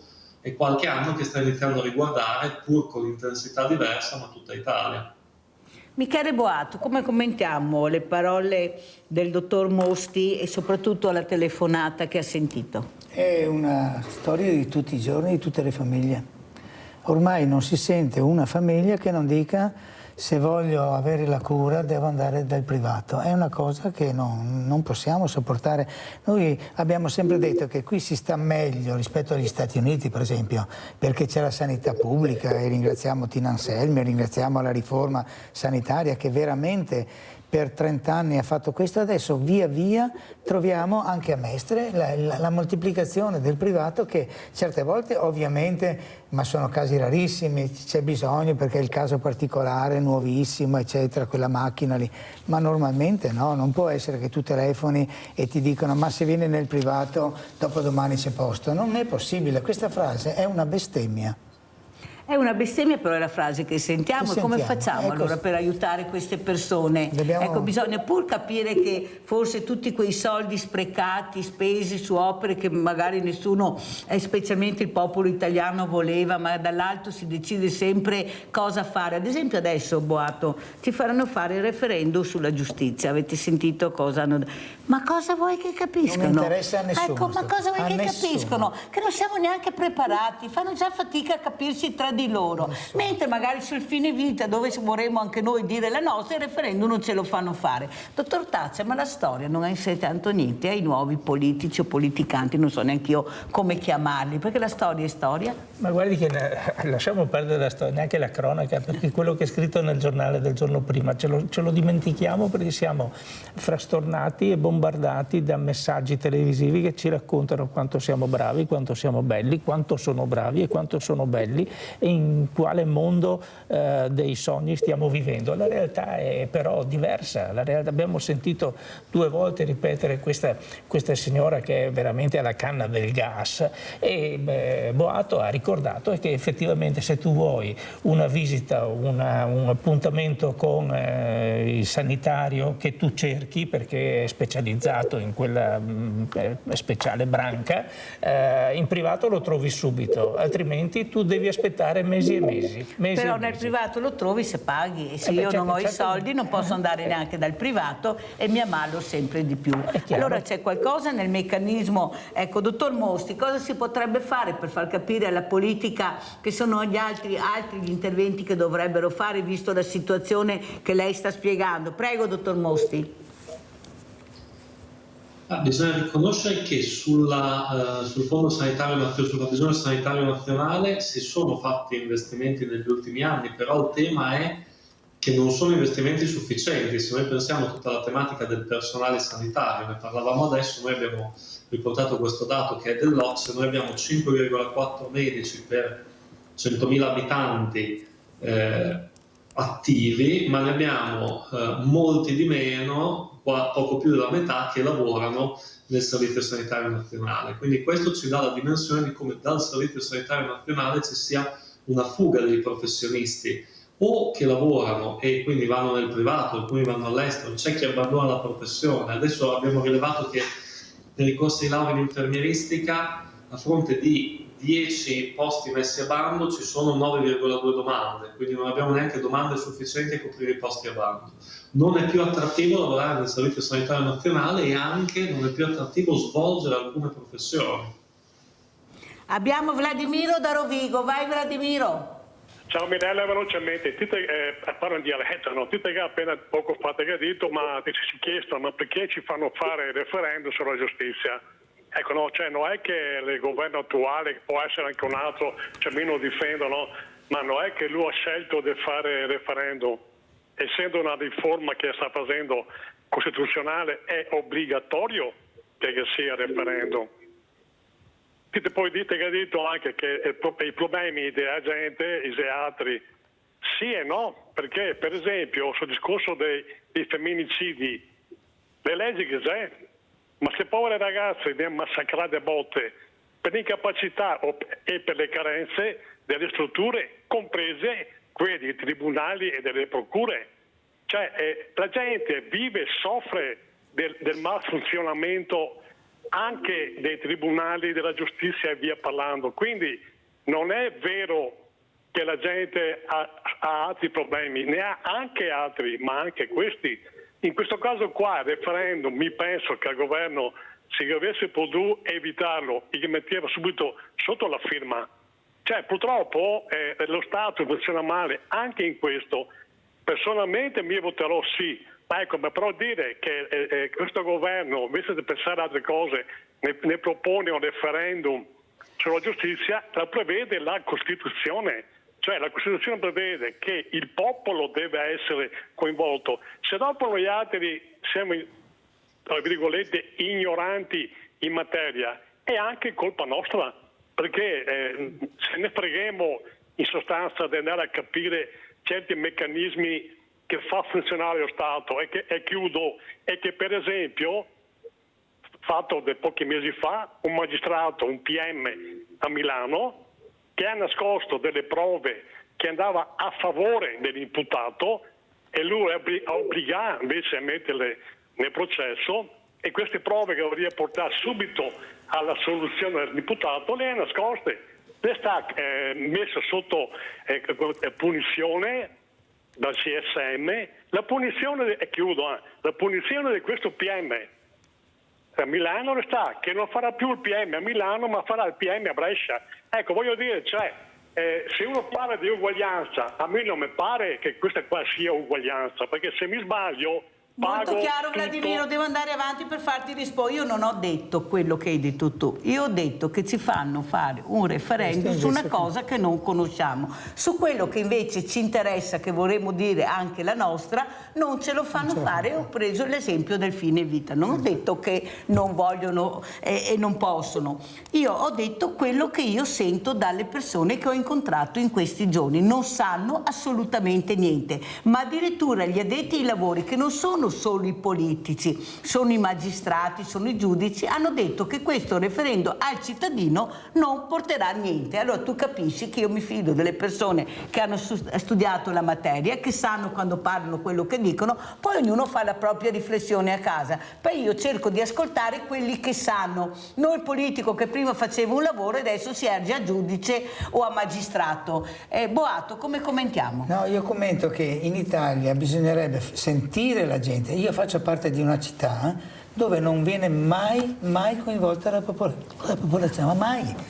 C'è nel regolamento comunale, nello statuto, il regolamento dei referendum comunali, che potrebbero benissimo essere fatti, basta volerlo, lo decide metà del consiglio comunale e si fa, e non si fanno mai. Cioè ci sono delle scelte, tipo fare il raddoppio dell'aeroporto, tipo fare 3 stadi nuovi o 2 stadi nuovi, che mai la popolazione riesce a inciderci e questa cosa invece ci troviamo adesso, vabbè, su un referendum giusto per legge diremo la nostra, ma quelle cose vere che alla gente interessano, tante cose, tipo la sanità, su queste mai nessuno ci confida. Ci fanno fare le trivelle, avete visto come è andata a finire, cose che non conosciamo. Se tu sei bravo a aver capito quello che sta succedendo, io ti posso assicurare, guarda che l'ho fatto, ho un banco solidale dove ho centinaia di persone che vengono, nessuno sapeva di cosa parlavo e cosa chiedevo. Questa è la realtà.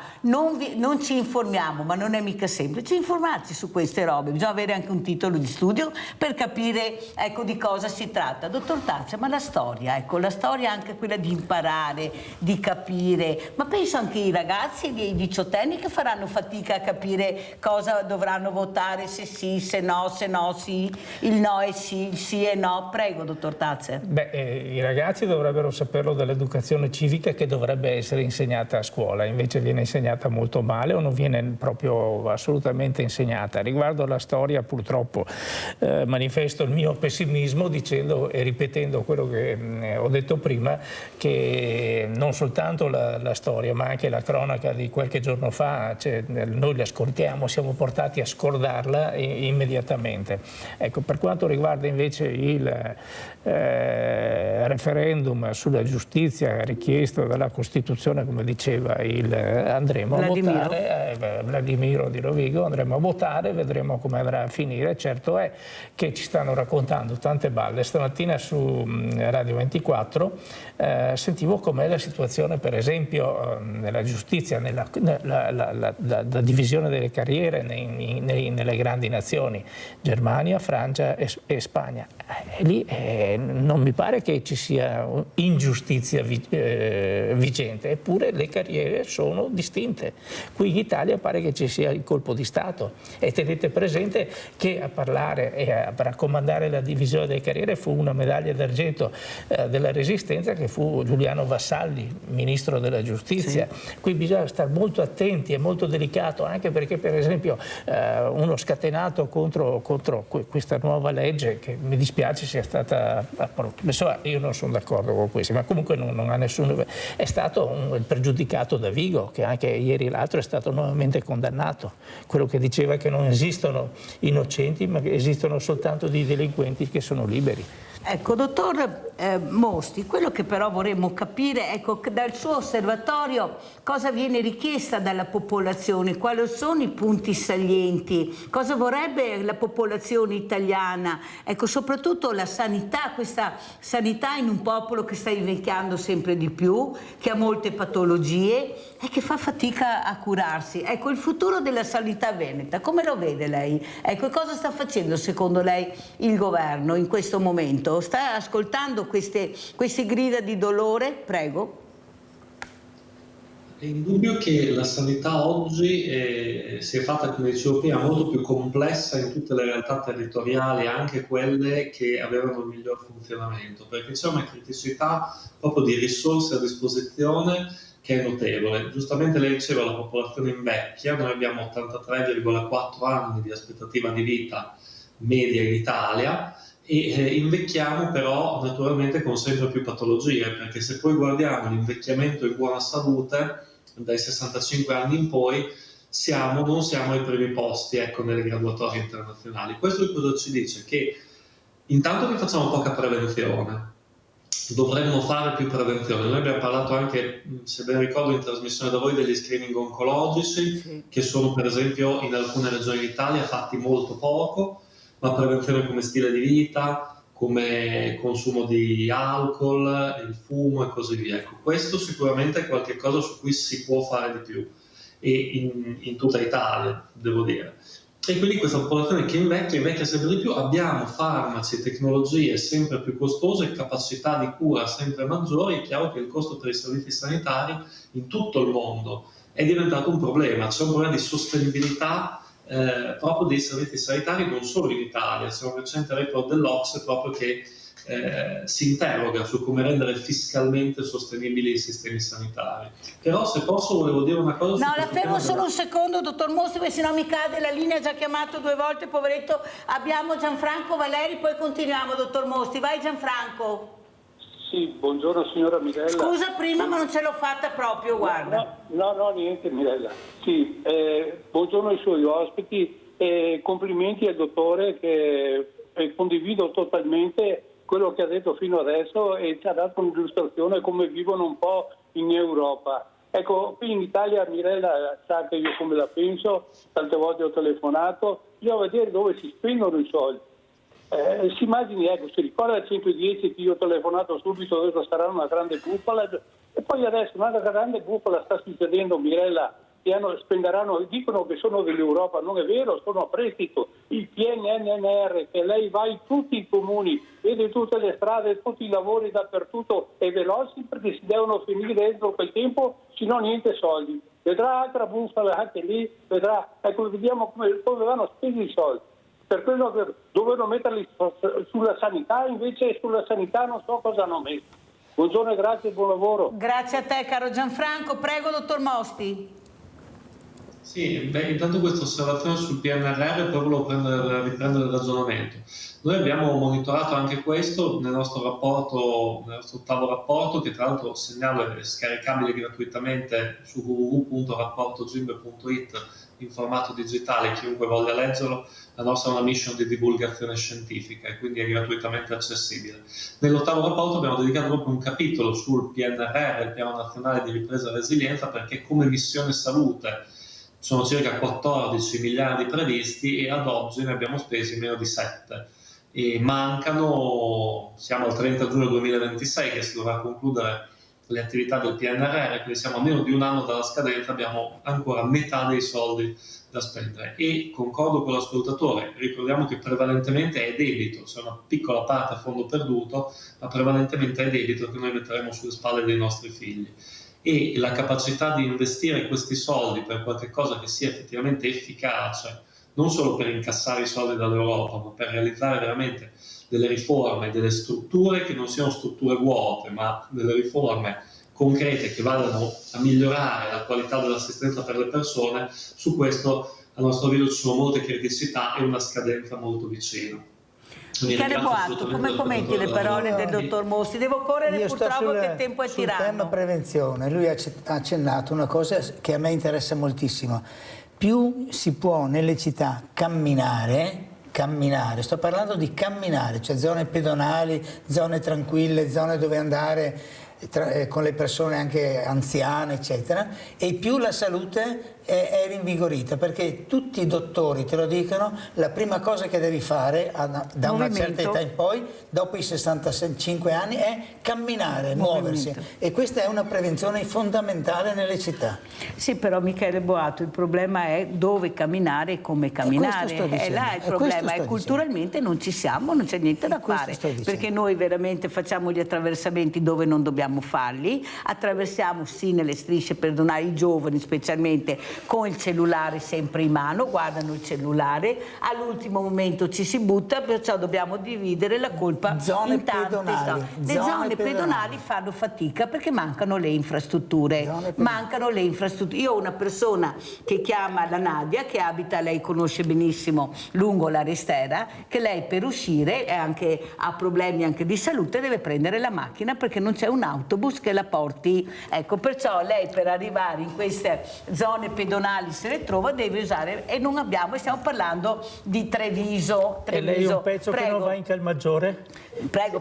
Il Calmaggiore è che dovrebbe essere strada pedonale, è una strada praticamente trafficata, è una strada trafficata e soprattutto è diventato anche un parcheggio di autorizzati, ma comunque non è certo quella Calmaggiore, strada pedonale principale di Treviso, della quale noi dovremmo avere conoscenza. Anche perché Boato, e lo dico anche a Tazzer e anche al dottor Mostri, il problema è che noi abbiamo anche le piste pedonali, ecco, le piste ciclabili, ma noi vediamo che corrono fuori della pista ciclabile, compresi i ciclisti. Loro sulle piste ciclabili non corrono, allora capisce che c'è qualcosa non che solo, e di sera vanno via senza le luci, quindi non sto difendendo assolutamente. No, ma capito, allora facciamo, però devi anche rispettare, manca il rispetto. Dottor Gimbe, ma è vero che siamo poco rispettosi delle regole del gioco? Io raccontavo prima che ho questa mamma che ha perso il figlio, mamma Ute, che saluto, in un incidente stradale, che dice: noi in Germania abbiamo gli autovelox nascosti, la sanzione quando sbaglia arriva a casa, tutti la pagano tranquillamente, ecco, i limiti di velocità vengono rispettati, nessuno dice niente, quando arrivo in Italia, torno in Italia, mi metto le mani nei capelli, e ne va proprio della mia salute, perché impazzisco, già ho questo dramma, ecco, non riesco più a capacitarmi, quando arrivo a casa sono fuori di me, sono stressata, ma lo vediamo anche dai numeri dei suicidi, lo vediamo anche dai numeri che questo PNRR, i fondi che dovevano essere dati al settore, soprattutto ai servizi sociali, il sociale, perché era proprio la maggior parte doveva andare per il sociale, come è stato dirottato invece nel cemento, ma non riescono neppure col cemento a riuscire a portare tutti i progetti che fra poco scadranno. Dottor Gimbe, cosa sta succedendo? Ma chi è che sbaglia? Chi è che anche culturalmente dobbiamo crescere i nostri ragazzi, anche conoscendo il proprio corpo, a scuola, soprattutto la scuola che è fondamentale? Prego. La ringrazio molto perché ha ripreso il tema di cui volevo parlare prima, ed è proprio quello della consapevolezza e della formazione, perché noi in tutta la nostra analisi quest'anno abbiamo anche approfondito tutti quei comportamenti che noi come cittadini abbiamo, che sono sbagliati verso il Servizio Sanitario Nazionale. Pensiamo quando noi richiediamo esami che non servono, o appunto la prevenzione, non adottiamo degli stili di vita che ci peggiorano la condizione di salute, persone che magari vanno in pronto soccorso per motivi per cui si potrebbe anche non andare in pronto soccorso, e tante volte però è perché non trovano una risposta adeguata, sul territorio. Noi questo crediamo molto nella consapevolezza, molto nella formazione, e abbiamo proprio un progetto che porta nelle scuole queste tematiche, nelle scuole superiori, si chiama La Salute Tiene Banco, che potete cercare tranquillamente su internet, e andiamo proprio a spiegare questi aspetti, incluso come difendersi dalle fake news in materia di salute, ai ragazzi e alle ragazze degli ultimi anni delle scuole superiori, che sono, come diceva prima anche l'ospite in studio, elementi di educazione civica per dei giovani che si accingono anche ad andare a votare e esprimere il proprio contributo alla democrazia. Quindi assolutamente noi crediamo molto nel tema della formazione, della consapevolezza, dell'uso appunto responsabile delle risorse pubbliche, che sono di tutti, a volte invece si pensa che sono di nessuno. Nadia da Treviso, vai Nadia. E buongiorno ai tuoi ospiti. Mi hai chiamato in causa. Sì. Allora, diciamo, nel 2025, se dovesse cadere il ponte della centrale, noi siamo chiusi, non abbiamo nessuna strada d'uscita, all'infuori del ponticello che è betonabile. Dunque, nel 2025 siamo senza condutture del gas, perché ogni famiglia ha il bombolone. Restera, Silea. Senza acqua, perché l'acquedotto passa sotto Silea, Treviso non c'è l'acquedotto. Fognature inesistenti. Siamo nel 2025 e andiamo sulla Luna. Ditemi voi come possiamo andare avanti senza punti luce sulla strada. Sotto Treviso, Silea ce l'ha. È un disastro.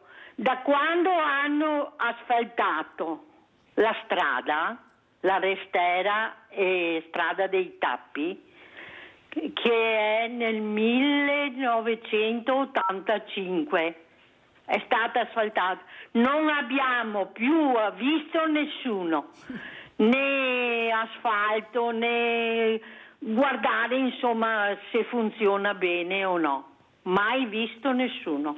Grazie, arrivederci e buona giornata. Ecco, Nadia alla casa tra Treviso, metà Silea. Da una parte vede una cosa, da una parte vede un'altra, però lei giustamente paga le tasse e dice io vorrei anche capire quali sono i miei diritti oltre che i miei doveri. Boato, lei conosce bene, siamo stati assieme anche anni fa a visitare la Restera. La Restera, però non sapevo di questi fatti perché bisogna sentire la gente. Il problema è di sentire la gente, ma veramente, ma quello che faccio io, no?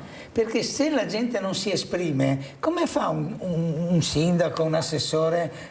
Lui avrà solo le sue 4-5 idee, i suoi 4-5 conoscenze. No, ma sono andati tutti dalla Nadia a bere il caffè. Sì, sono andati anche a bere il caffè. Li ha invitati tutti perché li avevo in trasmissione, lei invitava, andavano, però siamo al punto di prima. Forse sono troppo pochi gli elettori di quella zona. Bella questa. Allora, io invece dottor Tazzer. torno invece ai limiti di velocità, esperienza personale. Da noi ci sono tante macchinette che non funzionano, alcune sì funzionano, tipo quelle nella circonvallazione di Treviso sono ancora in funzione e lì le multe arrivano. All'estero cosa succede? Parlo esperienza personale in Austria.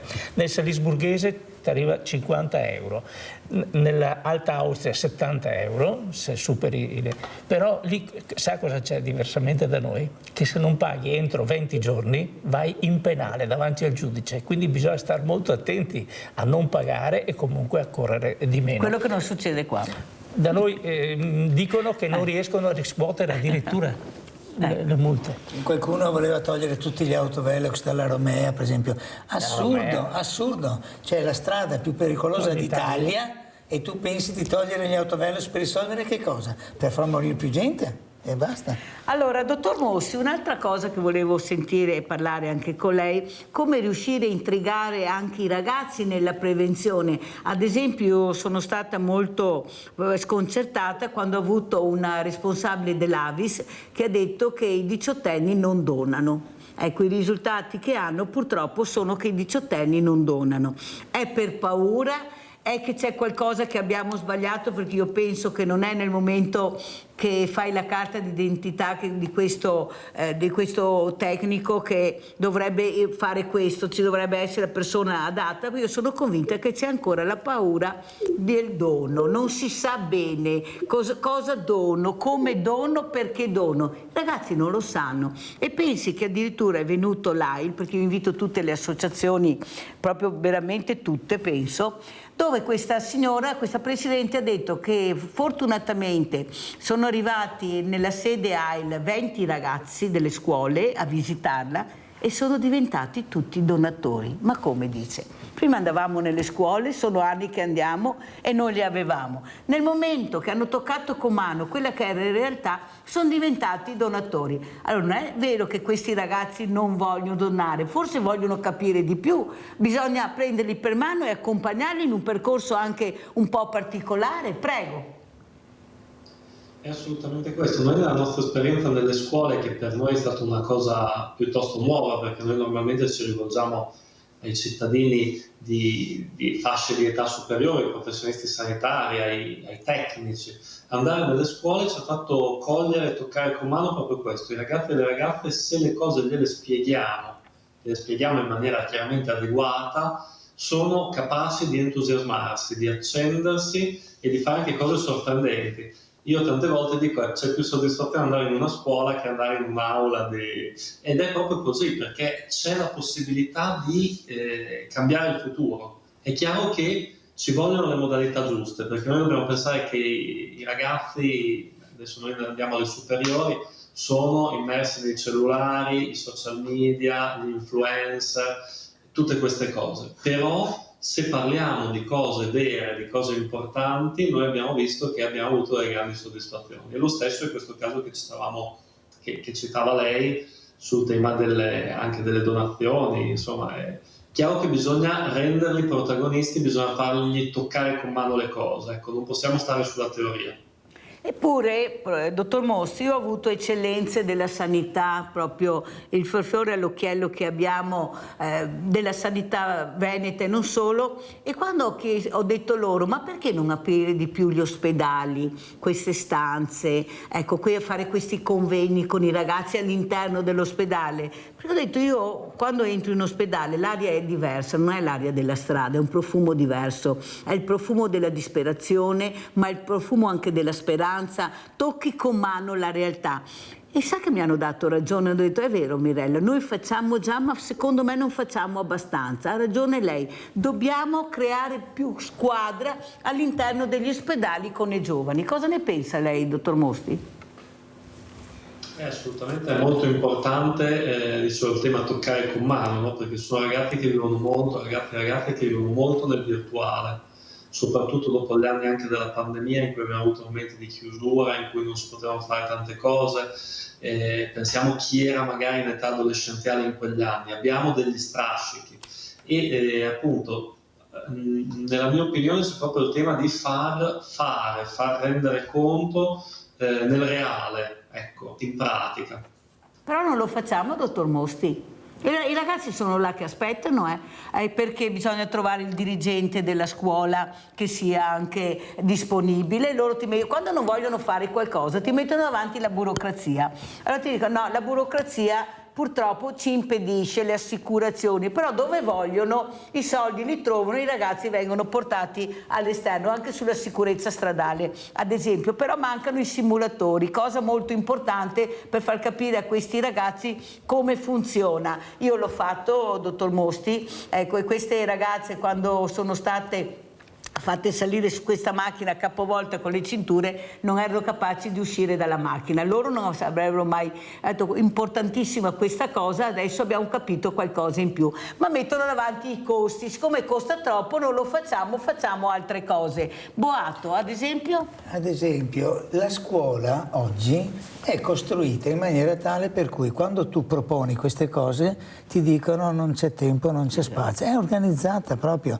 Io ho fatto 35 anni dentro la Esatto. scuola e so benissimo che se vuoi puoi fare tantissime cose, ma devi volerlo. Allora ecco la figura fondamentale è proprio il dirigente, è lui, perché anche se c'è un insegnante che vorrebbe e il dirigente gli dice no signore, tu fai la tua lezione, questo è il programma e niente da fare, ci vuole veramente una discussione generale, per esempio in un comune, dove il sindaco e tutti i dirigenti scolastici discutono quali sono le priorità da affrontare quest'anno con gli studenti che sono delle superiori, e allora le cose cambiano, perché non è vero che non si può, bisogna trovare i modi giusti. Per esempio la settimana dopo che è finito il quadrimestre, tu sai che quella settimana è la settimana del respiro, benissimo, usala per far respirare veramente, cioè per aprire la mente. Io l'ho proposto a un sacco di dirigenti e vedo che se hai il dirigente giusto, qualche volta succede, cambia tutto. Io vedo un libro che lei ha portato, Boato. E che dentro libro questo è? libro su Mestre. Lo dia che lo facciamo vedere, permesso, eccolo qua, visto che non c'è, abbiamo la copertina, prego. Questo libro, per esempio, una delle figure che mette in rilievo, perché il libro è fatto per far vedere le cose buone, che è proprio un direttore della scuola media di Mestre Centro, la Giulio Cesare, Giorgi, che purtroppo è morto da qualche anno, che per 30 anni ha fatto sì che quella scuola media fosse il centro educativo di una città, perché venivano i genitori, perché venivano altre scuole. Allora tu capisci che se c'è una figura di quel genere, quella scuola lì anche al pomeriggio vive continuamente, e non è vero che i ragazzi non ci vengono al pomeriggio, perché se hai la cosa vera che gli piace, che loro hanno detto mi interessa, la cosa funziona. Faccio solo questo esempio perché è un esempio verissimo e probabilmente molti degli ascoltatori l'avranno anche conosciuto, perché il preside Giorgi a Mestre è stata una colonna, un'istituzione veramente. È la dimostrazione che si può fare, che basta scuse, basta scusa. Dottor Tazia, ma è proprio vero che la storia non interessa a questi ragazzi? Io ho avuto invece dei ragazzi che sono stati ad Auschwitz e devo dire i bigliettini che mi hanno scritto, anche se hanno una calligrafia che forse scuola di scrittura non sarebbe male, Boato, perché facevo una fatica a leggere questi bigliettini, ma è un'altra storia.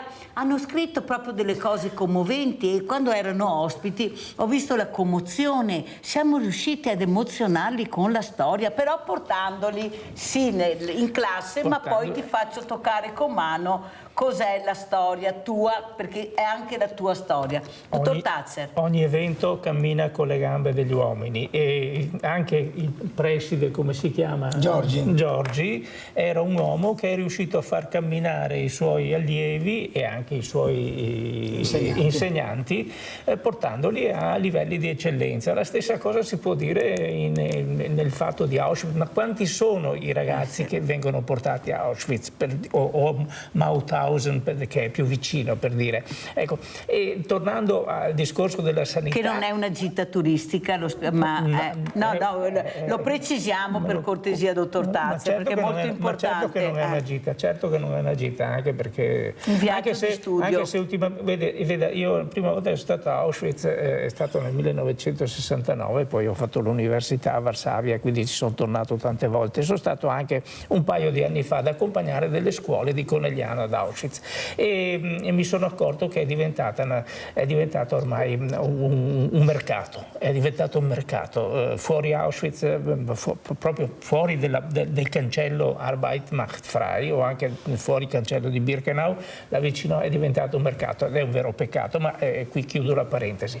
Per quanto riguarda, tornando alla sanità, Gimbe e compagnia cantante, anche lì si va con le gambe degli uomini. Pensiamo alla Lilt di Treviso, lei è italiana, se non ci fosse stato il dottor Gava, cosa sarebbe stato? Perché vediamo per esempio cos'è la Lilt in altre province, ma Treviso è un punto di eccellenza, è vero? Quello volevo dire. È la stessa storia, la scuola, l'interesse per la storia, l'avanzamento di alcune tematiche della sanità dipendono tanto dall'impegno personale. Il nostro motto, diciamo, morale trevigiano, mi novò a combattere, deve essere superato. I ragazzi però penso, dottor Mosti, che non è vero che mi no combatte. Il problema è che vogliono capire cosa gli intriga, loro vorrebbero, io li ho avuti ospiti spesso e devo dire la verità che hanno le idee chiare. Pensi, dottor Mosti, che una ragazza mi ha detto: guarda Mirella, noi ottimisti, prima cosa, molto ottimisti, e non è cosa semplice in questo periodo, e soprattutto mi ha detto una cosa importante: guarda Mirella, un passetto a volta, ma ce la faremo perché il futuro è nelle nostre mani.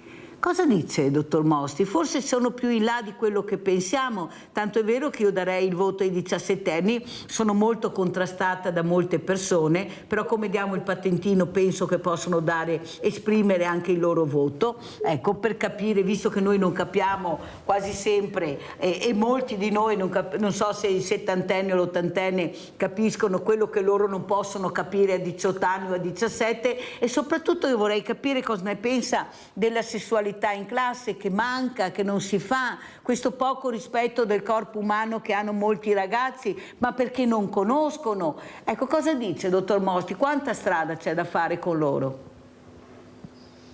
Indubbiamente noi, come dicevo prima, il tema della formazione è un tema fondamentale, della presa di consapevolezza.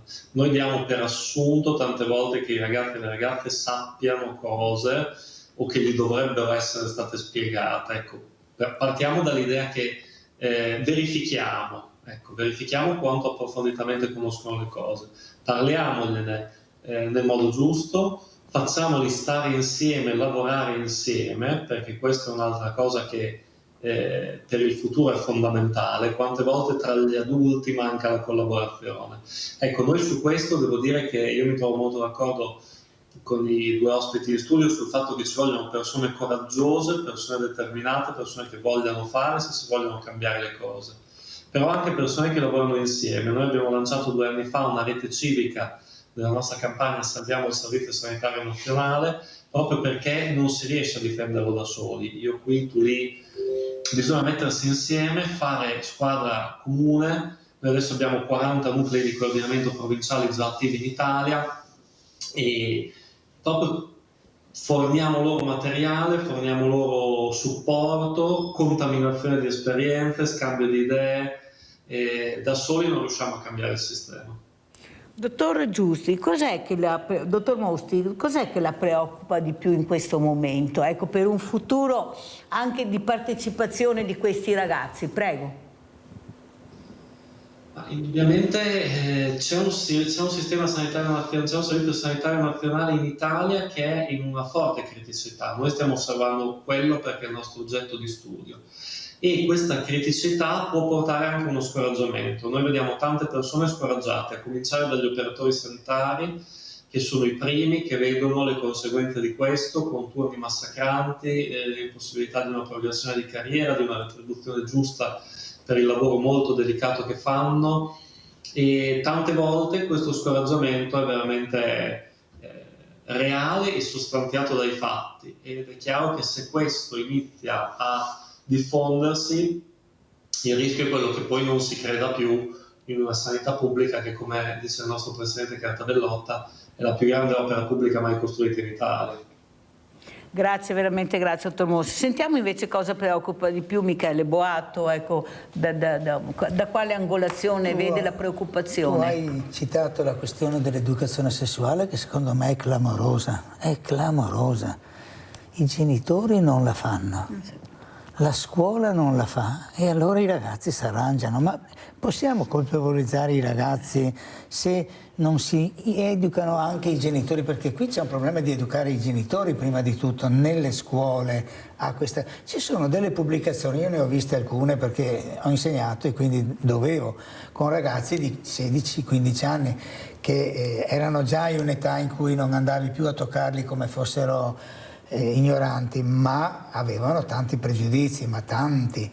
Ci sono delle pubblicazioni fatte benissimo dove tu il tema lo affronti, non sei capace di parlare, dagliela in mano questa pubblicazione. Fai parlare loro, organizza qualcosa. Io capisco che è difficile, lo capisco benissimo, perché è un problema, in Italia non si è mai fatto e il tabù era un tabù e lo è ancora adesso. Sì. Ma questo vuol dire che poi alla fine i femminicidi, tanto per capire, sono frutto di questa roba qua, dell'ignoranza. Tanto è vero che non ha età il femminicidio, lo fa il 16enne e lo fa il 70enne. È l'ignoranza che porta a questo.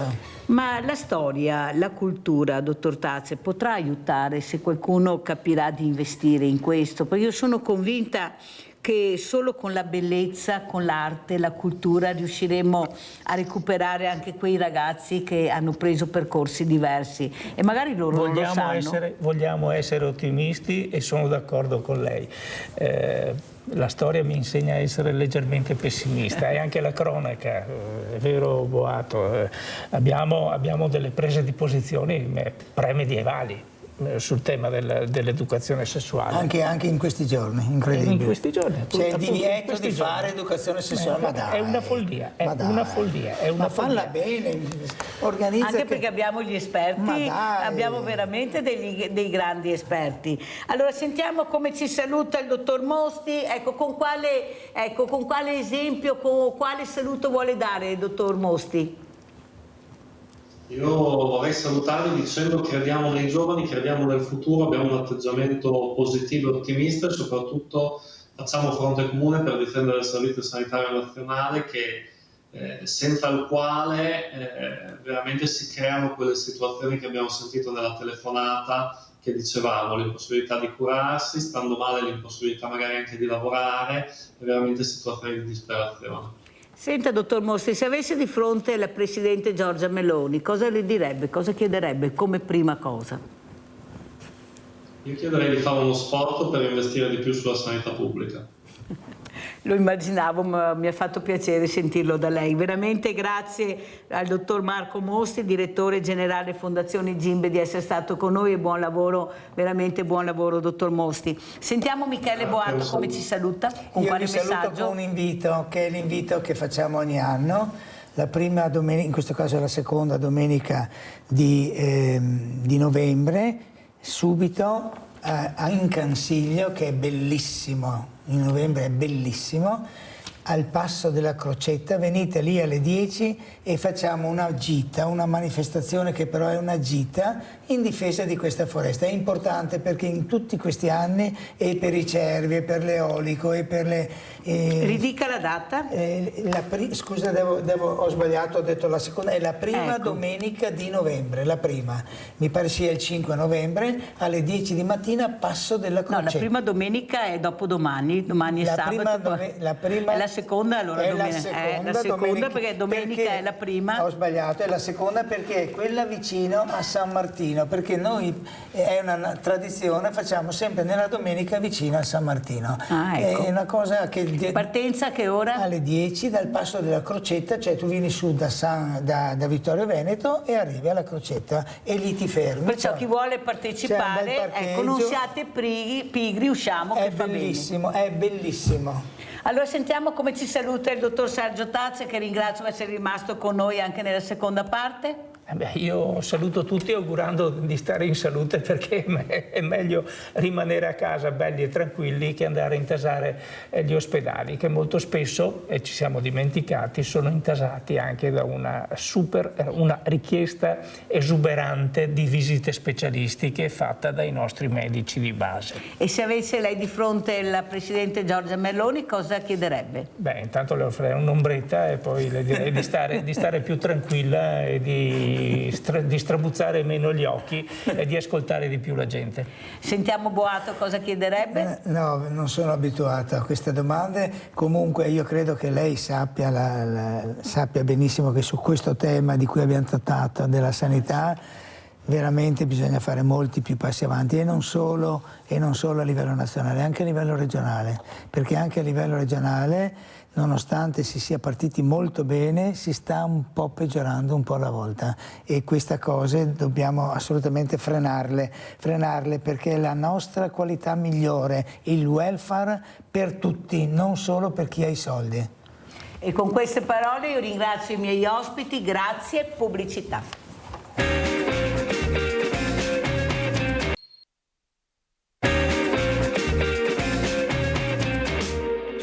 dei dazi imposti dagli Stati Uniti sui prodotti europei solleva preoccupazioni nel mondo dell'agricoltura vicentina. Una guerra commerciale per un export agroalimentare della provincia di Vicenza verso gli USA che è di circa 80 milioni di euro. Mercato statunitense tra i più importanti per l'agroalimentare vicentino. Abbiamo già visto tutta una serie di rimbalzi anche notevoli, insomma, perché qualche settimana fa si parlava di un dazio sul whisky americano al 50%, di ritorsioni con dazi su tutto il comparto vitivinicolo europeo del 200%, adesso parliamo del 20%. Ma comunque sono dei numeri che cambiano la strategia. Annunci, spiega Confagricoltura, che generano un clima di incertezza e instabilità. Abbiamo avuto dei container assolutamente bloccati con il vino che non partiva perché non si sapeva, una volta arrivato negli Stati Uniti, quale sarebbe stato il prezzo. Trattative in mano alla Commissione europea. L'Europa risponderà anche se le borse hanno già risposto. I dazi fissati al 20% sono destinati a pesare. Per questo gli imprenditori agricoli chiedono alle istituzioni un'azione tempestiva a salvaguardia delle tipicità territoriali, in primis vini e formaggi. Sicuramente i vini, soprattutto quelli di fascia intermedia, e il settore dei prodotti trasformati del latte, quindi tutto i trasformati vuol dire sostanzialmente i formaggi, sono quelli che verranno maggiormente coinvolti in tutto questo, per cui un'attenzione particolare ci deve essere. Si lavora per un cambio di strategia di difesa ma anche di crescita su nuovi mercati. Sicuramente questa è una strategia, è qualcosa a cui dovevamo probabilmente pensare già prima, perché avere come sbocco così importante e quasi, non dico esclusivo, ma veramente preponderante gli Stati Uniti vuol dire mettersi in una situazione di debolezza. Per il vino e anche per i formaggi, paesi come il Brasile possono costituire uno sbocco molto interessante.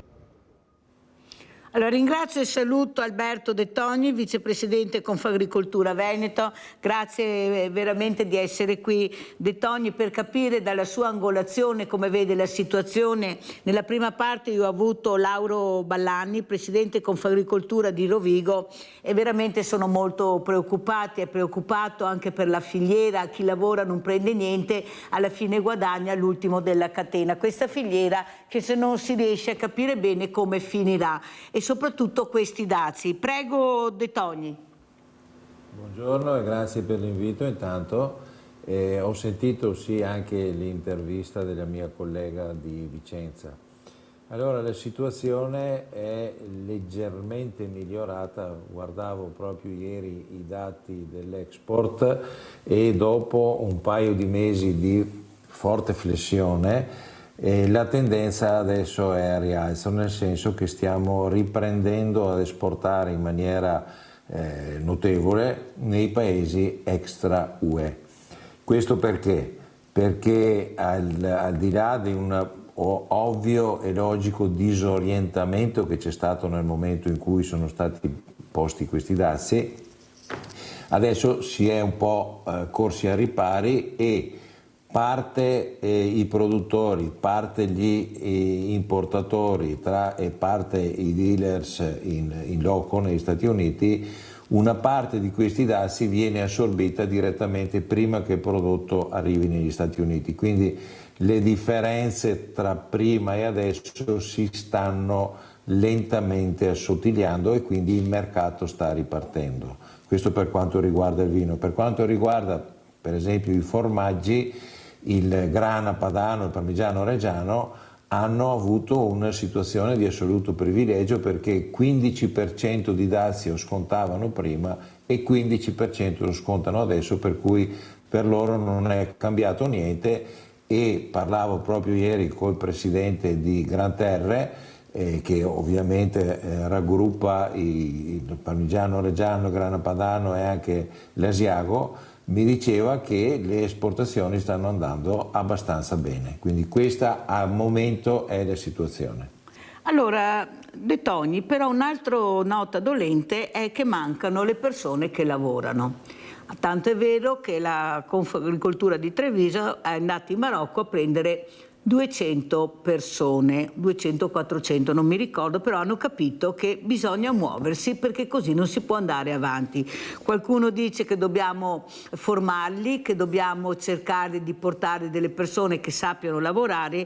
Io sono convinta che la formazione si può fare anche durante il lavoro, specialmente un lavoro che richiede anche una manodopera molto importante, fatta di ragazzi anche giovani, che li abbiamo, ma forse questi cartellini con questi colori, finché non hai il colore giusto non puoi uscire, non posso assumerti, forse dobbiamo capire che c'è qualcuno che forse vuole che rimangano là, mentre c'è una richiesta di manodopera che è incredibile, specialmente nell'agricoltura. Allora cosa si può fare?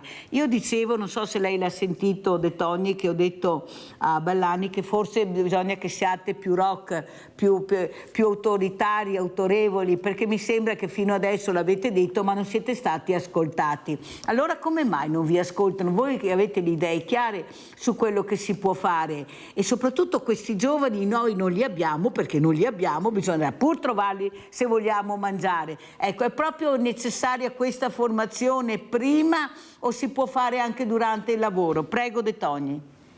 Allora, il problema è abbastanza complesso. Prima di tutto dovremmo effettivamente verificare se qui da noi i giovani non ci sono, e invece ci sono.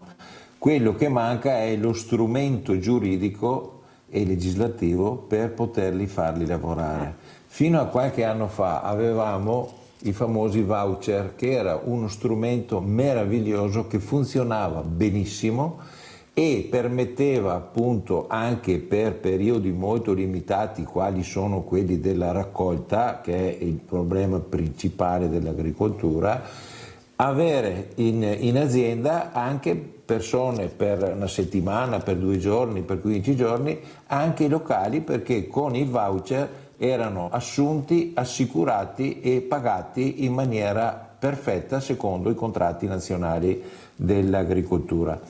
Purtroppo questo strumento è stato abusato non dall'agricoltura ma da settori extra-agricoli, anche per esempio dagli enti pubblici, dall'edilizia e da altri settori che invece non avevano ragione di utilizzare questo strumento che era il voucher.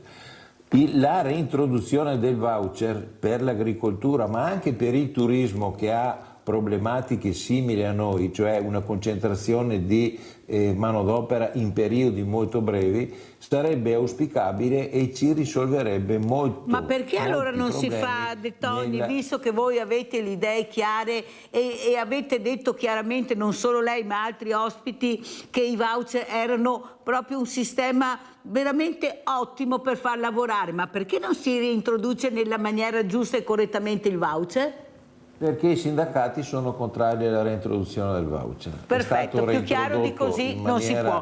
Allora saluto anche l'avvocata Alessandra Bocchi, penalista. Buongiorno avvocata, grazie di essere qui. Buongiorno Mirella, è sempre un piacere. Lei mi dirà, ma con chi mi ha messo Mirella? Con Alberto De Togni, vicepresidente Confagricoltura Veneto, e non a caso avvocata. Perché? Perché io mi ricordo delle mondine, queste donne che lavoravano sui campi, nelle risaie, con un lavoro faticosissimo, beffeggiate, abusate, derise, però queste donne che tenevano duro perché dovevano andare a mangiare alla famiglia, ai figli che lasciavano a casa in mano di altre. Queste donne il primo sciopero l'hanno fatto le donne, se qualcuno a casa non lo sa e non l'ha sentito, sono loro che hanno fatto il primo sciopero, però ci troviamo nel 2025 con quello che vediamo, con più di 70 femminicidi. Allora cosa sta succedendo, avvocata? Culturalmente non ci siamo perché il femminicidio non ha età, vai dai 15 agli 80 anni ormai. Prego avvocata, cosa vuole dire? Voglio dire che abbiamo degli strumenti potenzialmente molto utili come il braccialetto elettronico, come tutte quelle misure cautelari che aiutano, ma purtroppo non sono risolutivi, quindi dobbiamo entrare nell'ottica che abbiamo bisogno di un aiuto sia nel sistema, nella tecnologia, perché anche chi ora ha l'appalto per il braccialetto elettronico, ad esempio, visto che è un argomento che purtroppo, visto anche l'ultima notizia di Verona dell'ultimo femminicidio, che ci riporta a questo benedetto braccialetto elettronico in cui l'Italia ha tanto investito, ma l'appalto, dicevo, che è ora, se non vado errando, a Fastweb, purtroppo non è ben gestito perché i numeri sono tanti, le richieste sono tante. Consideriamo che abbiamo 10.000 braccialetti elettronici almeno a livello nazionale, di cui 4.000 sono per nasceva il braccialetto elettronico per il controllo di chi era agli arresti domiciliari, quindi per evitare l'evasione. Ora viene utilizzato anti-stalking, antifemminicidio, quindi immaginiamo anche le centrali operative dei carabinieri, della Polizia di Stato, come e quanta difficoltà fanno, visto che il personale è ridotto, è quello che c'era, e per controllare anche tutto questo. Ultimo aspetto che secondo me è importante da fare un cenno anche in questo argomento è il problema dei segnali che non sempre sono attivi, perché anche nell'ultimo caso sembra che questo avesse fatto una manomissione, oppure se non sono ben caricate le batterie o se non c'è una copertura. Ecco, sono tutti casi in cui magari il segnale non parte alla centrale operativa, quindi non c'è la possibilità di avvisare la persona offesa e ci si ritrova in questa situazione. Quindi utilissimo, ma non è uno strumento risolutivo, purtroppo. Però, avvocata, oltre al braccialetto elettronico, non le sembra che i segnali c'erano tutti? E se questa donna non aveva la forza di denunciare, anzi ritornava anche in questa casa, qualcuno doveva vedere e denunciare anche lui quello che stava succedendo agli addetti ai lavori? Perché mi sembra che molte persone avevano notato questi lividi, e voi e noi lo diciamo da tempo che se ci sono dei segnali bisogna muoversi, bisogna supportare questa persona fragile che non è in grado di fare quello che dovrebbe fare, denunciare. La famiglia, ad esempio, la famiglia, come fa la famiglia a non capire che questa ragazza è in pericolo? E i segnali c'erano tutti. Allora c'è qualcosa che non torna, avvocata, c'è qualcuno che non vuole vedere. Perché? Perché vedere vuol dire impegnarsi personalmente a cercare di risolvere il problema. Prego, avvocata Bocchi. Non solo i familiari, ma anche gli amici. Certo. Anche nel caso di Pamela a Milano abbiamo visto che c'erano gli amici che poi si contendevano il cagnolino, ma dove erano quando si sapeva che lei, poverina, era vittima e succube del suo carnefice. E purtroppo, Mirella, lo dico e lo dico a tutti, c'è un disinteresse totale per quel che non ci riguarda. C'è un egoismo imperante che purtroppo non solo non andiamo a vedere cosa succede nella porta a fianco al vicino, all'amico, ma proprio anche se lo dovessimo vedere ce ne freghiamo. Questo è imbarazzante. È molto imbarazzante. Volevo sentire anche Alberto De Toni, questa figura femminile all'interno dell'agricoltura, come viene vista, cosa notate? Sono persone veramente che si sono molto evolute, guardiamo sia a livello vinificatrici, io le ho avute anche ospiti, ma non solo, ragazze, ecco, che sfidano, che lasciano delle volte il posto di lavoro anche in banca per dedicarsi all'agricoltura, però bisogna supportarle. C'è abbastanza supporto per far sì che questa donna riesca a centrare l'obiettivo, oppure siamo indietro ancora anni luce per la burocrazia, per i costi, per i bandi che non si riesce a capire se lo fanno per allontanare o per avvicinare e che costano? Prego, De Toni. No, io direi che le donne nel nostro ambiente, nel nostro settore dell'agricoltura sono assolutamente valorizzate e trovano gli spazi che desiderano occupare. Lei ha ricordato moltissime donne che sono di successo all'interno del settore vitivinicolo e sicuramente anche in altri settori noi abbiamo delle rappresentanti che sono l'eccellenza nel loro settore. Le faccio un esempio, per esempio io sono anche presidente di Confagricoltura Verona, io ho una giunta di 5 persone, 4 sono donne, la mia vicepresidente è una donna, quindi ritengo che noi agricoltori stiamo assolutamente facendo il nostro dovere, valorizzando le donne e gli lasciamo tutto lo spazio che sono in grado di conquistarsi, come d'altra parte facciamo noi uomini nello stesso identico modo. De Toni, la ringrazio per aver detto questo, perché io è un pezzo che dico che forse più di parlare di uomini e donne, forse dovremmo parlare di persone. Forse avete capito che queste persone erano talmente valide che avevano il diritto di fare gli stessi percorsi che fate voi. Però De Toni i numeri non tornano. Ecco, io ho i sindacati tutti, ma non solo, anche gli avvocati, le avvocate, che questi numeri maschile e femminile, specialmente nel lavoro, non tornano. Sono pagati in maniera diversa, avvocata Bocchi, ecco, fanno fatica a lasciare anche questo uomo violento, perché dopo la panchina, ormai ci sono le panchine ma non c'è il dopo panchina. Io volevo farle sentire questa testimonianza di questa telefonata che ho ricevuto questa mattina. Mi dica lei se con tutto quello che sentiamo e vediamo, poi tutte le mattine mi arrivano o il pomeriggio o alla sera queste telefonate. Ascolti, avvocata Bocchi. Buongiorno, chiedo scusa, non ho neanche la forza di scrivere. Sono disperata, no, non ho aiuto da nessuno, ho 4 figli, non riesco ad avere un finanziamento e rischio di essere buttata fuori casa. Mi hanno girato il vostro contatto in quanto voi siete una società che potete aiutare. Io non chiedo un aiuto senza garanzia, cioè vi restituisco fino all'ultimo centesimo, ma aiutatemi, sono la signora Angela. Allora, avvocata Bocchi, io tutte le mattine, tutti i giorni ho queste telefonate. Allora mi domando, ma il sistema si è inceppato? C'è qualcosa che non torna? Perché quando poi vado alla fonte, e naturalmente è il sindaco, mi dice cosa possiamo fare? Ne abbiamo tante, ho capito, ma allora cosa faccio io? Allora, io inizierei da quella che ti sto dicendo in questo momento, di andare a verificare chi è, come si può aiutare. Abbiamo anche le associazioni di volontariato, un po' tutti forse riusciremo a farcela, però non funziona così. Le associazioni di volontariato, se non fanno parte dei cerchi magici degli amministratori nei quali ci sono, non vengono minimamente avvisate. E soprattutto questa donna che dice sono completamente sola e abbandonato, ma non è l'unica. Poi mi chiama la signora di 80 anni che dice mi sembra di vivere nel terzo mondo, non vedo e non sento mai nessuno. Queste sono fragilità del territorio, avvocato. Ecco, a chi devono rivolgersi queste donne?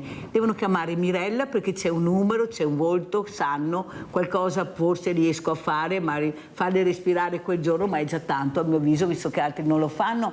Oppure c'è un qualcuno che forse queste persone non interessano. Ecco, e parlo anche delle nostre politiche, le nostre senatrici, i nostri onorevoli. E c'è ancora l'uomo che rimane nella sua casa tranquillo e beato e viene portata via ancora la donna con i suoi bambini, con quelle poche cose che riesce. Questi bambini, io lo so, avvocato, abbiamo seguito un caso, che scappano, questi ragazzini che tornano nella loro casa, non vogliono vivere in comunità, non è la loro casa, pensate che trauma. Eppure l'uomo è ancora protetto, l'uomo rimane invece di portare via l'uomo e la donna viene portata via, che poi deve riprendere tutta una serie di cose che è sconvolgente.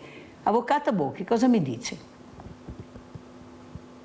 Nel senso che partiamo dal presupposto che la donna senza autonomia economica ha difficilmente la possibilità, mi pare di capire che abbia addirittura 4 figli e un contratto di mutuo che non riesce a rispettare. Cioè una donna senza un minimo di autonomia economica da sola è impossibile, tecnicamente è impossibile. I servizi ci sono quelli del comune, ma ci sono liste incredibili, servizi sociali, l'aiuto per la casa, qui bisogna capire 4 figli fatti con un uomo, quell'uomo dov'è? Ecco, e poi senza un lavoro, Mirella, io la vedo dura che una donna al giorno d'oggi con l'aumento del costo della vita riesca a vivere e a mantenere dei figli, è tecnicamente impossibile.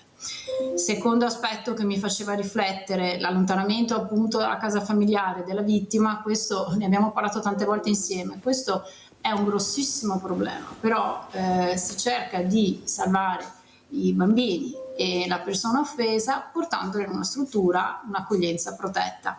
ma quella non è la soluzione, perché logicamente sono poi località lontane dalla casa, dalla scuola dei bambini, dallo sport, magari se facevano qualche sport, quella lo sappiamo, non è la soluzione, perché magari non si riesce ad arrestare in flagranza lui e quindi bisognerebbe appunto capire che l'arresto anche nei casi di violenza domestica avviene in flagranza se appunto viene accertato nell'immediatezza che sta compiendo degli atti di violenza domestica, altrimenti per proteggere la vittima viene portata in queste strutture protette. A mio avviso dovrebbero essere soggiorni temporanei, perché non possono dei bambini vivere in strutture senza la loro casa, senza il loro quotidiano, non si può, perché sembra che effettivamente siano loro che debbano espiare una pena, quando in realtà spetterebbe a qualcun altro. Ci sono tantissime cose da rivedere, ci sono soprattutto nell'aspetto pratico, perché poi, ripeto, magari distanza dalla scuola, distanza degli amici, abitudini. Pensi che io ho avuto il caso di una signora con 3 figli allontanata, i bambini non andavano neanche più a scuola perché non potevano andare, li soffrivano, stavano male, poi volevano vedere il padre, insomma sono quelle situazioni che accadono veramente, sono all'ordine del giorno e poi tecnicamente non si riescono a gestire, perché queste creature, cosa gli si può spiegare? Adesso vivi qui e non puoi più andare dalla tua scuola, non puoi più vedere gli amici, è un grandissimo gap del sistema, concordo con lei, e bisognerebbe rivederlo completamente. Mi scusi, avvocata Bocchi, però queste case e queste persone costano un botto al giorno a questi sindaci. Allora, invece di fare così, come dice lei, che questa donna non è autonoma economicamente, perché non dare i soldi a questa donna che rimanga nella sua casa e mettere l'uomo in queste strutture e che si arrangi? Perché lei ha detto la persona maschile che accompagnava questa donna che ha figlio, o il compagno, o non so, il marito, dov'è? Cosa fa? Ma noi sappiamo benissimo di tantissime donne separate che non vedono un euro dal compagno o dal marito, che non versa niente. E vai tu dagli avvocati, inizia. Non è così semplice per la donna, capite che fanno fatica nel 2025 a essere ancora autonome, però poi, e sento anche Alberto De Toni, bisogna avere una certa sensibilità anche nel mondo del lavoro di dare spazio a queste donne, come ha fatto lei nella giunta. Ho molte donne, guardi che è fortunato De Toni, guardi che è molto fortunato, perché vedrà che passi veramente, perché è vero, e io le difendo sempre, perché a livello di organizzazione non ce n'è per nessuno e siamo brave, non c'è niente da dire De Toni, siamo brave, però quelle brave non so se sono brave oppure ci siamo dimenticati di quelle brave che abbiamo mandato al governo in Parlamento e abbiamo lasciato a casa quelle brave. Non so cosa sia successo, però i conti non mi tornano, perché dovrebbero battere un colpo. De Toni, ecco, questa figura femminile valorizzata, come dice l'avvocata Bocchi, anche nell'agricoltura, questo mondo anche faticoso, molto impegnativo, perché poi abbiamo la famiglia, i figli, è sempre la donna in prima linea, però ce la mette tutta e centra l'obiettivo, diventa il numero 1. Prego De Toni. Ma se posso, signora, volevo fare una battuta anche sull'argomento che avevate trattato poco fa con l'avvocato. Io credo che la verità sia quello che ha detto l'avvocato, cioè che oggi c'è un grandissimo individualismo e menefreghismo e indifferenza. Ecco, io ho quasi 70 anni, quindi vengo da un mondo ormai che non c'è più, ma soprattutto il mio mondo, io vengo dall'agricoltura, anni fa, 50-60 anni fa, faceva della solidarietà uno dei suoi valori fondanti. La società agricola era sempre una società abbastanza solidale che cercava di aiutare chi aveva bisogno, chi era più in difficoltà. Oggi che siamo in una società ormai post-industriale, ipertecnologica, c'è appunto questo inurbamento, tutti vanno a abitare nelle città e c'è questa indifferenza totale e assoluta, per cui anche casi che una volta venivano, diciamo, assorbiti dalla società, come donne che hanno bisogno, problemi che hanno con i mariti, con i compagni, eccetera, oggi invece sono lasciate da sole ad affrontare tutte le avversità e, come diceva l'avvocato, se non sono indipendenti economicamente sono di fatto finite, perché non sono in grado di provvedere né a se stesse né ai figli. Ecco, quindi questo era un commento così a chiudere quello che avete detto. Per quanto riguarda noi l'agricoltura, noi cerchiamo assolutamente di valorizzare, ma come vi dicevo prima, noi siamo fortunati, probabilmente abbiamo delle donne molto brave che riescono a fare strada da sole e a competere con gli uomini e addirittura a primeggiare in molti settori. Grazie De Toni, la invito ancora sicuro De Toni, perché mi piace la sensibilità con cui sta trattando un argomento che può essere anche un po' diverso dall'agricoltura, ma che coinvolge molto la figura femminile.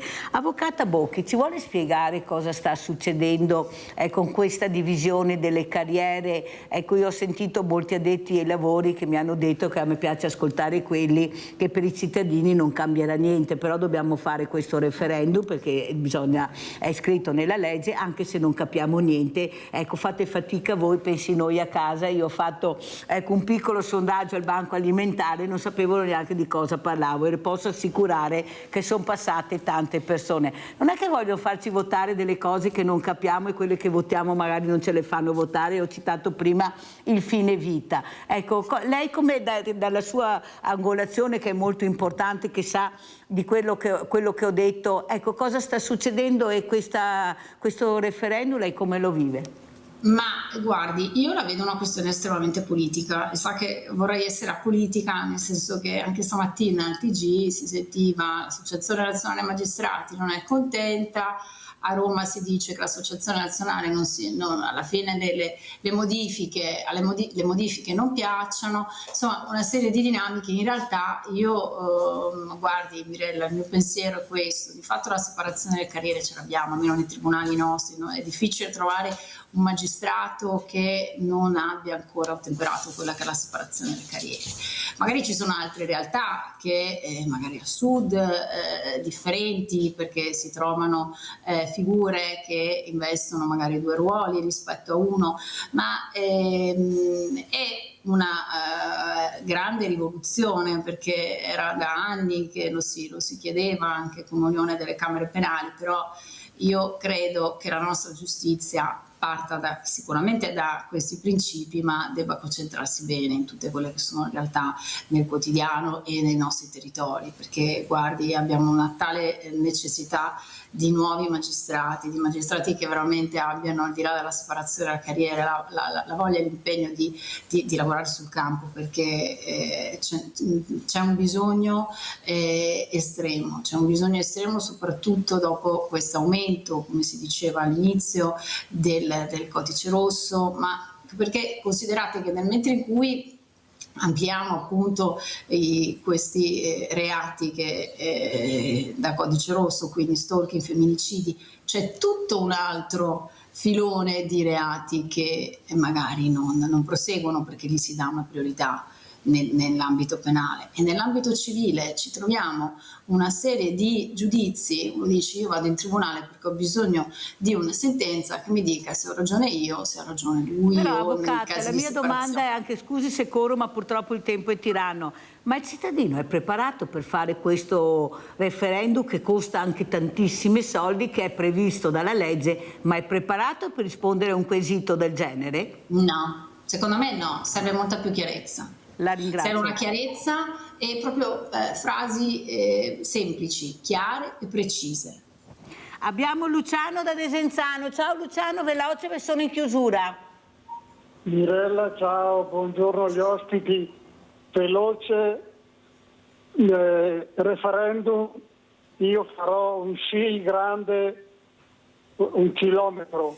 Peggio di così la giustizia italiana, Mirella, non può andare, è la peggiore del mondo. 2, sui divorzi, purtroppo ci sono decine di migliaia di uomini operai che devono lasciare la casa alla moglie e ai figli, dargli 500-700 euro di mantenimento, prendono magari 1.500 e vanno alla Caritas, tra parentesi. E poi gli omicidi, l'ultima, ci sono anche tanti uomini, non è un femminicidio, l'ha detto anche un magistrato lì di Padova, Anche uccidere un gatto per me è un omicidio. Volevo dire l'ultima, quella di Bergamo dell'altra settimana, 29 anni, una bellissima donna, ma doveva passarsela con questo 52enne che l'aveva già picchiata un anno fa a Cervia, no? Dopo ci sono purtroppo degli sbagli quando hanno fatto Luciano, devo interromperti, sennò l'avvocata non riesce a rispondere. Ho piacere che risponda l'avvocata Bocchi. Grazie Luciano, abbiamo sentito le riflessioni di Luciano. Prego, avvocata Bocchi.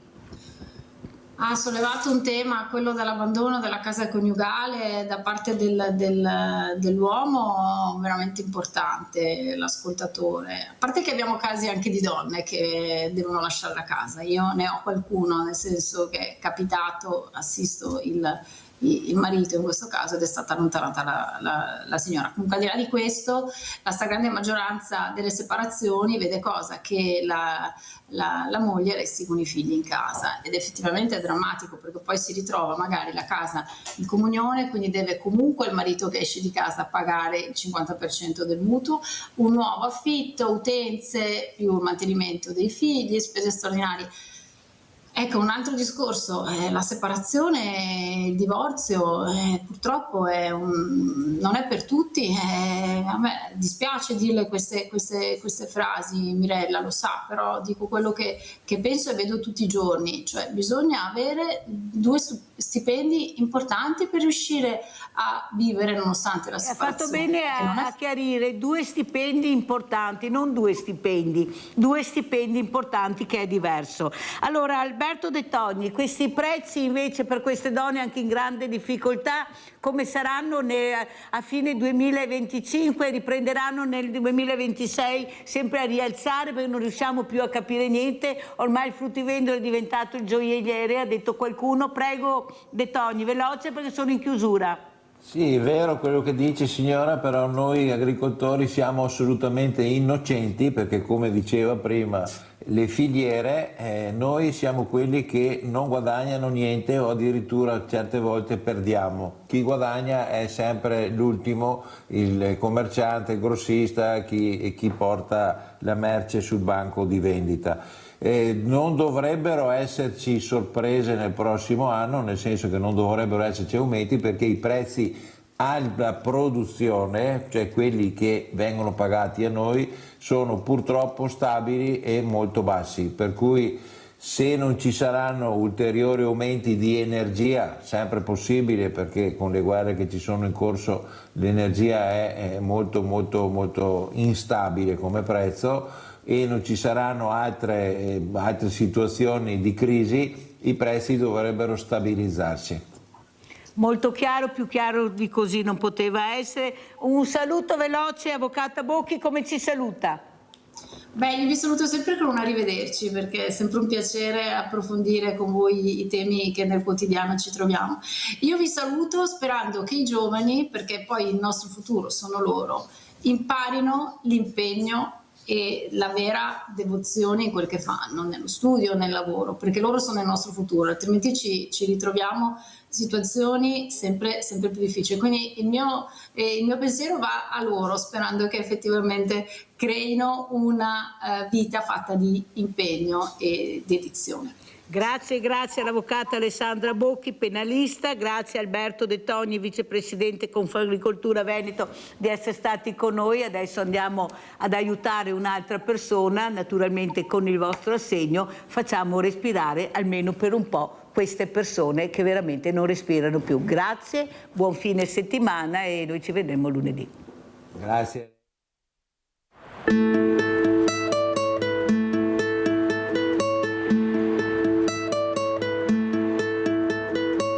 Siamo all'interno del comune di Noventa Padovana.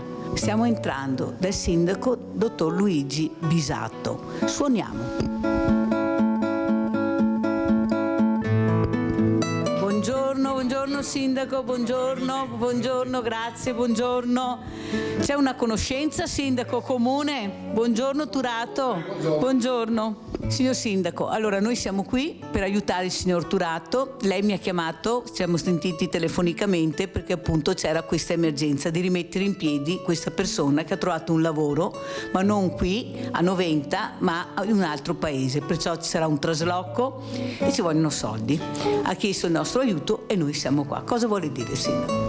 Niente che, come dire, innanzitutto ringrazio per la disponibilità dei telespettatori di Rete Veneta che si sono prestati attraverso la sua figura nell'intervenire in moltissimi casi sociali e so la tante opere di bene che fate in giro per il Veneto, che tocchi anche un po' il mio territorio, nello specifico il signor Turato, mi fa solo che piacere. Spero che questo sia, come dire, la possibilità che gli diamo di ripartire. Ecco, questo è importante. Allora, Turato, cosa è successo? Allora, tu eri senza lavoro da quanti anni? Da 2 anni. E tu cosa facevi? Impianti elettrici. No. Poi finalmente una luce. È arrivato un lavoro. Dove? Tramite il sindaco, tramite il comune, che poi per problemi è dovuto lasciar perdere. Adesso abbiamo trovato lavoro al nostro paese. Dove? A Valdagno. Dobbiamo spostarci là, perché là è l'unico posto che io ho trovato qualcosa da fare. Che lavoro hai trovato? Vado a fare giardinaggio e dentro all'agrizoo di Valdagno. E tua moglie? La moglie sta facendo il concorso notarile, è in attesa anche lei di una risposta di lavoro. Perciò ci volevano i soldi per questo trasloco, cambio di residenza. Per spostarci tutto quanto, fare tutto quanto il trasloco, che è un bel po' di strada da fare.